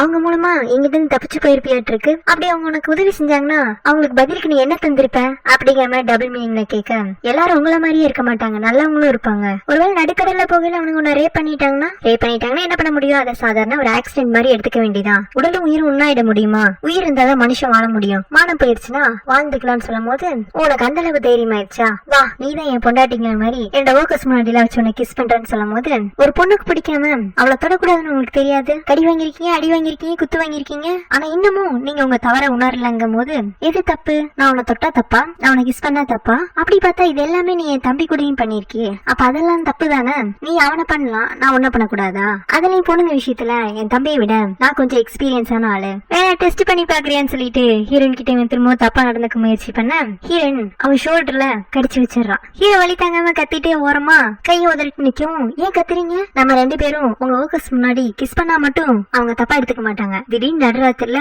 நீங்க கத்துனீங்கன்னா கூட தப்பா தான் எடுத்துக்குவாங்க, வர வர உன்னோட வன்முறை செயல் அதிகமாயிட்டு போகுது, கிடைக்கிற சான்ஸ்ல என்ன காயப்படுத்திட்டே இருக்க அப்படின்னு ஹீரோயினை திரும்ப நெருங்க வர ஹீரோ அங்க பக்கத்துல இருக்கிற லேம்ப் எடுத்துட்டு வந்தேன்னா அடுத்து இந்த லைட்டாலையும் அவன் மண்டை உடைச்சிருவான். ஹீரோ எங்க மண்டை உடைஞ்சிருவாங்கிற பயத்துல இல்ல கை ரொம்ப வலிக்குதா என்னன்னு தெரியல, அதனால அவனே அங்க இருந்து கிளம்பி போயிடறான். அவன் போனதுமே ஹீரோயின் கதவு தாழ்பா போட்டு நிம்மதியா தூங்கிடுறான். அவர் தூங்கி வச்சு காலையில கதவு திறக்கலான்னு பார்த்தா இவன் மட்டும் தாழ்பா போடல, அவனும் பின்னாடி தாழ்பால் போட்டு வச்சுட்டு போயிருக்கானாட்டு இருக்கு. அப்புறம் ஹீரோயின் அங்க ஜன்னல் வழியில 2 லேடிஸ் ஒர்க்கர்ஸ் கூப்பிட்டு கதவை திறந்து விட சொல்ல, இல்ல பாஸ் அவர் வர வரைக்கும் கதவெல்லாம் திறக்க கூடாதுன்னு சொல்லியிருக்காரு. ஹீரோயினும் கெஞ்சி பாக்குறா, ஆனா அப்பவும் அவங்க கதவை திறக்க மாட்டேங்கிறாங்க. ஏதா இருந்தாலும் இந்த புது மேடம் பாவம், போண்டாய் மாதிரியே எல்லா பொண்ணும் இருக்க மாட்டாங்க, பாஸ் புது மேடம்க்கு இன்னும் கொஞ்சம் ஃப்ரீடம் கொடுக்கலாங்கிற மாதிரி டிஸ்கஸ் பண்ணிட்டு போறாங்க. ஆனா இவங்க கிளம்பி போனது தெரியாம ஹீரோயின் திரும்ப திரும்ப கதவை தட்டிட்டு இருக்கவும் போண்டாய் வந்து கதவை திறந்து விட்டுட்டு போறான். ஹீரோயினும் போண்டாய் நம்மளுக்கு தப்பிக்கிறதுக்கு தான் வழிகாட்டுறான்னு நினைச்சிட்டு அவளை பின்னாடியே ஃபாலோ பண்ணி போனா அவ கடல்ல ஹீரோயினை தள்ளி விட்டுட்டு ஒரு கள்ள தூக்கி அவன் மண்டையில போடலான்னு பாப்பா. அந்த பக்கமா இருக்கிற ஒர்க்கர்ஸ் ஹீரோயின் தண்ணியில தத்தளிக்கிறத பாத்துட்டு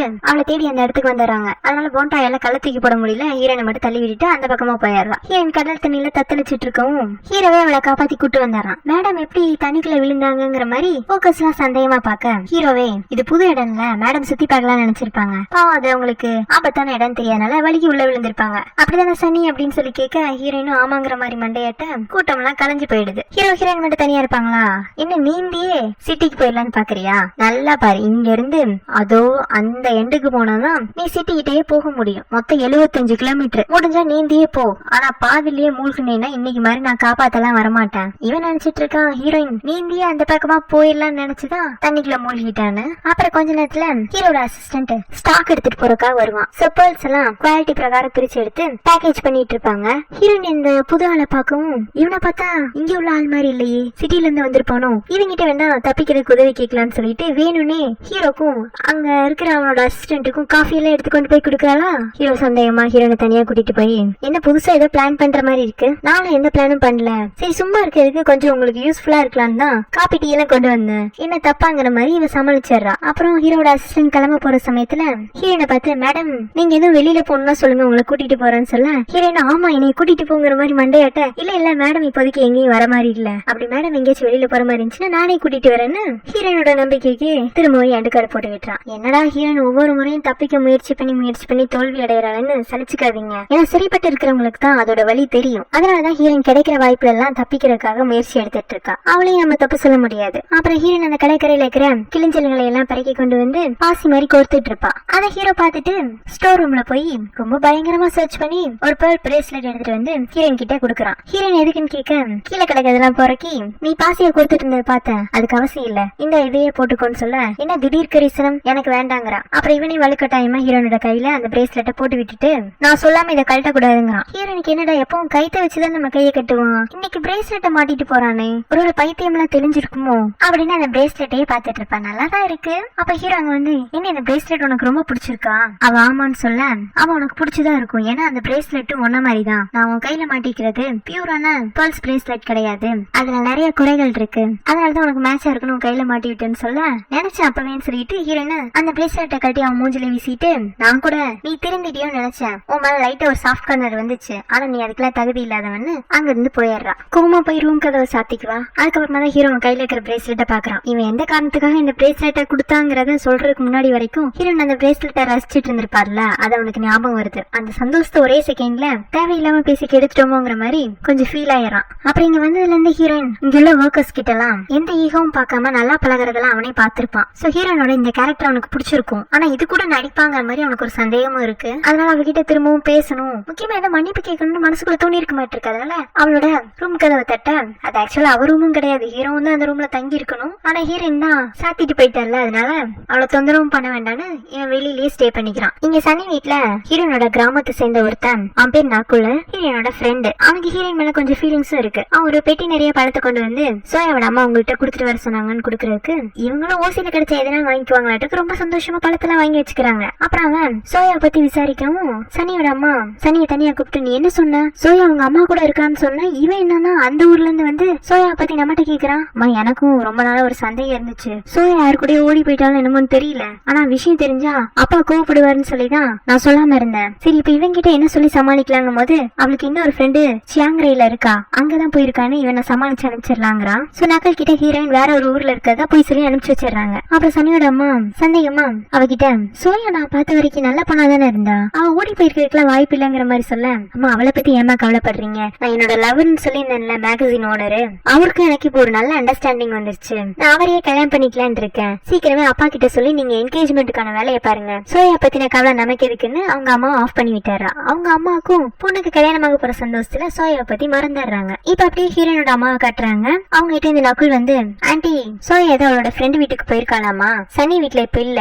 அப்படியா, நான் இத்தனை நாள் அவ அங்க இருக்கான்னு நினைச்சிட்டு இருந்தேன், படிச்சமா வந்து அம்மாவுக்கு உதவி செஞ்சமா அம்மா அடிக்கடி வந்து பார்த்தமான்னு இல்லாம ஃப்ரெண்ட்ஸ் வீட்டுக்கு போறதும் அத்தை மாமாவுக்கு வேலைக்காரியா இருக்கிறதுமே என் பிள்ளை ஒரே வேலையை நினைச்சிட்டு இருக்கா, அட்லீஸ்ட் ஒரு போன் பண்ணியே சொல்லல, இனி அவ்வளவு பட்டிக்காடு நினைச்சிட்டாளா, எனக்கு போன்லாம் நல்லாவே யூஸ் பண்ண தெரியுமே, என் பொண்ணு சிட்டிக்கு அனுப்பிச்சு நான் தப்பு பண்ணிட்டேன், என் கூடயே வச்சிருந்துருக்கணும்னு அவங்க புலம்பிட்டு இருக்காங்க. இப்ப அப்படியே ஹீரோனா காட்டுறாங்க. அவ அப்படியே இந்த பேர்ல் ஃபார்ம் எல்லாம் சுத்தி பார்த்துட்டு வருவாளா. அங்க இருக்கிற ஒர்க்கர்ஸ்க்கு எல்லாம் சமையல் செய்யறதுக்குன்னு தனியா ஒரு கிச்சன் ஏரியா இருக்கு. அங்க ஒரு பிரெக்னன்ட் லேடி தனியா உட்காந்து வேலை செஞ்சுட்டு இருக்கவும் ஹீரோயினும் அவளுக்கு ஹெல்ப் பண்றதுக்காக கூட உட்காந்து அவங்க கூட பேச்சு கொடுக்குறா. அப்ப அந்த பிரெக்னன்ட் லேடி சொல்லுது எங்க குடும்பத்துல எல்லாருமே இங்கதான் வேலை செய்யறோம், பாஸ் தான் எங்க குடும்பத்துக்கு கடவுள் மாதிரி, ஏன்னா அவர் தானே எங்க எல்லாரையும் நல்லா பாத்துக்கிறாரு, அவர் இல்லைன்னா நாங்க இப்படி குடும்பமா இங்க சந்தோஷமா இருக்க முடியுமாங்கிற மாதிரி இவ குடும்பம் குடும்பம் பேசி பேசி ஹீரோயினுக்கு அவங்க அப்பா அம்மாவை ஞாபகப்படுத்தி விட்டாரா. அப்புறம் ஹீரோயின் அவளுக்கு உதவி செய்யும் போதே அங்க ஷார்ப்பா இருக்கிற ஒரு கத்திய எதுக்கும் உதவிக்கு இருக்கட்டும்னு பத்திரப்படுத்தி வச்சுக்கிறா. ஹீரோனுக்கு அப்பா அம்மா ஞாபகம் வந்ததும் ஹீரோ கிட்ட நேரா போய் நான் தப்பு செஞ்சிருந்தானே நீங்க கடத்தி வச்சு தண்டனை கொடுத்துட்டு இருக்கீங்க, ஆனா எங்க அப்பா அம்மா என்னை தேடிட்டு இருப்பாங்கல்ல,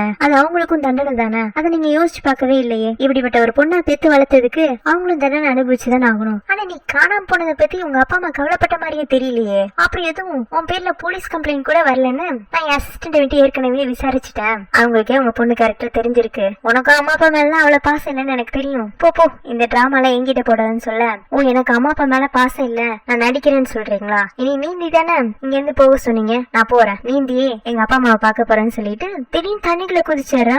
ஹீரோ திரும்பி பாப்பானா நீந்தரன் வீரவசனம் எல்லாம் பேசிட்டு தானே ஹீரோயின் உள்ள குதிச்சிருப்பா, ஆனா குதிச்சதுமே தண்ணிக்குள்ள போயிருப்பாளாட்டு இருக்கு. இருக்கு. அப்புறம் இவனும் தண்ணிக்குள்ள குதிச்சு ஹீரோயினை காப்பாத்தி தூக்கிட்டு வந்துட்டு இருக்கான். ஆனா ஹீரோயின் இல்ல நான் இங்க இருந்து போயே தீருவேன்னு சொல்லி அடம் பிடிக்க, சரி நீ ஒரு சூழ்ச்சிக்காரி ஒரு புத்திசாலின்னு நினைச்சிட்டு இருந்தா, ஆனா நீ ஒரு முட்டாள். இங்க இருக்கிற கடல் பகுதி எவ்வளவு ஆழம் தெரியுமா? நீ தண்ணிக்குள்ள குதிச்சதும் உனக்காக என்ன கடல் ரெண்டா பிளந்து வழிவிடுன்னு நினைச்சியா?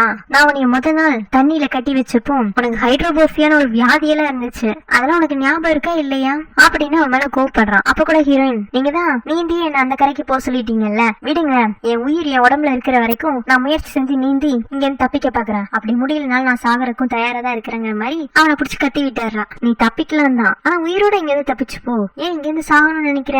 அதுல நீயா உன் உயிரை எடுக்கிற அளவுக்கு உனக்கு இன்னமும் உரிமை யாரும் கொடுக்கல, உன் உயிர் இன்னமும் ஏன் கட்டுப்பாட்டுல தான் இருக்குன்னு என்ன வலுக்கட்டாயமா கரைக்கு தூக்கிட்டு வந்து ரூம்ல விட்டுட்டு இனிமேலாச்சும் தப்பிக்கணும்னு முயற்சி பண்றதுக்கு முன்னாடி சரியான பிளானோட செயல்படு. ஒண்ணு தப்பிக்கணும்னு நினைச்சா காட்டுக்குள்ள மாட்டிக்கிறேன், இல்ல தண்ணியில நீந்த முடியாம மூழ்கி போற, பொறுமையாரு நானே உன் உயிரை வலிக்காம எடுத்து விடுறேன், என் உயிர் ஒண்ணும் உங்க கையில கிடையாது, நீங்க எவ்வளவுதான் சொன்னாலும் நான் இங்க இருந்து தப்பிச்சுதான் தீருவேங்கிறா. அப்புறம் ஹீரோயின் ட்ரெஸ் சேஞ்ச் எல்லாம் பண்ணிட்டு தூங்கலான்னு பாக்குற சமயத்துல இவன் உள்ள வந்துடுறான். இதுக்கு இப்ப எங்க வந்தீங்க? 2 நாள் வெளியில தானே படுத்தீங்க, அதே மாதிரி வெளியில போய் தூங்குங்கன்னு சொல்லும் போது 2 நாள் வெளியில தூங்கினன் தான், ஆனா இன்னைக்கு உன்னைய கடல்ல இருந்து காப்பாத்தணுங்கிறதுக்காக கஷ்டப்பட்டு நீந்தி உன்னை தூக்கிட்டு வந்தேன்ல, அதுல ரொம்ப டயர்டா இருக்கு, இன்னைக்கு என்னால வெளியில படுக்க முடியாது, நான் உள்ளதான் படுப்பேங்கிறான். சரி அப்ப நீங்க கட்டில நிம்மதியா தூங்குங்க, நான் போய் வெளியில தூங்கிக்கிறேன் அப்படின்னு வெளியில போக ட்ரை பண்ணவும் இவன் கதவை இவளுக்கு முன்னாடியே சாத்திட்டு உன்னைய வெளியில தூங்க வச்சு நான் உள்ள படுத்து எல்லாரும் பார்த்து என்ன சிரிக்கிறேக்கா.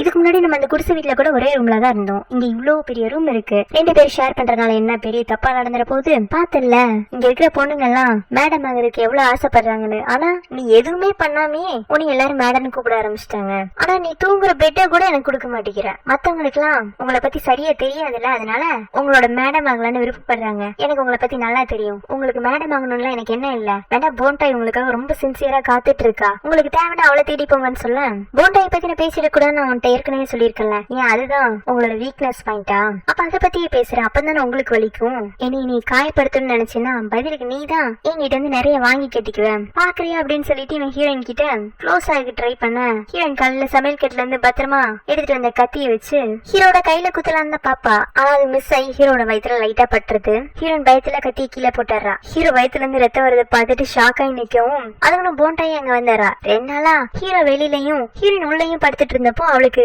எந்த கோவம் வரல, ஆனா இன்னைக்கு ஹீரோயின் கூட ஒன்னா ஒரே ரூம்ல ஸ்டே பண்ண போறான்னு தெரிஞ்சதும் இவ வாசலே நின்னு ஒட்டு கேட்டுட்டு இருந்திருப்பாளாட்டு இருக்கு. சோ ஹீரோ கத்தி குத்துப்பட்டது தெரிஞ்சதுமே உள்ள நுழைஞ்சிருப்பா. அந்தவன் என்ன தைரியம் தான் என் தவானே நீ கொல்ல பார்த்திருப்பேன்னு ஹீரோனை பிடிச்சு அடிக்க ஆரம்பிக்க, அப்புறம் ஹீரோ தான் அவளை வெளியில தள்ளி விட்டுட்டு அங்க இருக்கிற ஓக்கர்ஸ கூப்பிட்டு இனிமே நான் இருக்கிற பக்கம் இந்த போண்டாய் தலை வச்சு படுக்கூடாது, அவளை உடனடியே இந்த பேர்ல்ஸ் ஃபார்ம்ல இருந்து துரத்தி விடுங்கன்னு சொல்றான். அதுக்கே போண்டாய் அந்த அளவுக்கு கத்திட்டு இருப்பா, அவ கத்துறதெல்லாம் கேட்கவும் ஆல்ரெடி ஹீரோவை கத்தியில குத்திட்டு பயந்துட்டு இருந்த ஹீரோயினுக்கு இன்னமும் பயமாயிடுது, எங்க இவன் வந்ததும் நம்மள எதுவும் பண்ணிடுவானோன்னு. ஆனா ஹீரோ உள்ள வந்ததும் ஹீரோயின் கிட்ட கோவம் காட்ட மாட்டான், என்ன இப்படி உட்கார்ந்துட்டு இருக்க, போய் ஃபர்ஸ்ட் எய்ட் கிட்ட எடுத்துட்டு வந்து நீ பண்ண தப்ப சரி பண்ணுன்னு சொல்ல ஹீரோயினும் ஒரு ஃபர்ஸ்ட் எய்ட் பாக்ஸ் எடுத்துட்டு வந்து ஹீரோக்கு மருந்து எல்லாம் போட்டு அவன் வயித்துல சின்ன காயமா தான் பட்டிருக்கும், ஆனா ஒரு பெரிய கட்டா போடுவா. ஹீரோவே அதை பார்த்துட்டு நீ ஏன் நடுங்கிட்டு இந்த கத்தியை வச்சு லைட்டா தான் வயித்துல கிழிச்சு விட்ட, ஆனா போடுற கட்டை பார்த்தா இது மார்ச்சையில டெட் பாடிக்கு போடுற கட்டு மாதிரி போட்டு விட்டுட்டு இருக்கேன்னு கேட்கும் போது எனக்கு இவ்வளவுதான் தெரியும் அப்படின்னு கட்டு போட்டு முடிச்சுட்டு, ஆமா இந்த முறை கை நடுக்கத்துல லைட்டா தான் குத்திக்கிட்டேன், ஆனா இன்னொரு முறை என்கிட்ட தப்பா நடந்துக்கணுமோ இல்ல என்ன டீஸ் பண்ணணும்னு நினைச்சீங்க நல்லாவே குத்தி விட்டுருவேன், என்ன கொலை எல்லாம் முறை செய்யும் போது பயமா இருக்கும், இப்ப எனக்கு அந்த பயம் போயிடுச்சு, அடுத்த முறை பாருங்க நல்லாவே குத்தி விடுறேங்கிறா. இவ சீரியஸா பேசுறது கூட ஹீரோக்கு சிரிப்பா தான் இருக்கு. மொத்தமா இது வரைக்கும் நடந்த கதையை பார்த்தா ஹீரோனை விட ஹீரோ தான் ஹீரோனால நிறைய பாதிக்கப்பட்டிருக்க மாதிரி இருக்கு, தண்டனை இவளுக்கா இல்ல அவனுக்காங்கிற மாதிரி ஒரு மாதிரி 2 ட்ராக்ஸ்ல தான் கதை போயிட்டு இருக்கு. இதுக்கப்புறமா ஹீரோயினோட லைஃப்ல என்ன நடக்க போறதுங்கிறத நெக்ஸ்ட் பார்ட் பார்த்து தெரிஞ்சுக்கலாம். இந்த பாட்டு உங்களுக்கு பிடிச்சிருந்துச்சுன்னா லைக் பண்ணுங்க, ஷேர் பண்ணுங்க, மறக்காம நம்ம சேனலை சப்ஸ்கிரைப் பண்ணுங்க, பெல் ஐக்கனை பிரஸ் பண்ணுங்க, தொடர்ந்து உங்க ஆதரவு நம்ம சேனலுக்கு தாங்க. Have a nice day. Bye friends.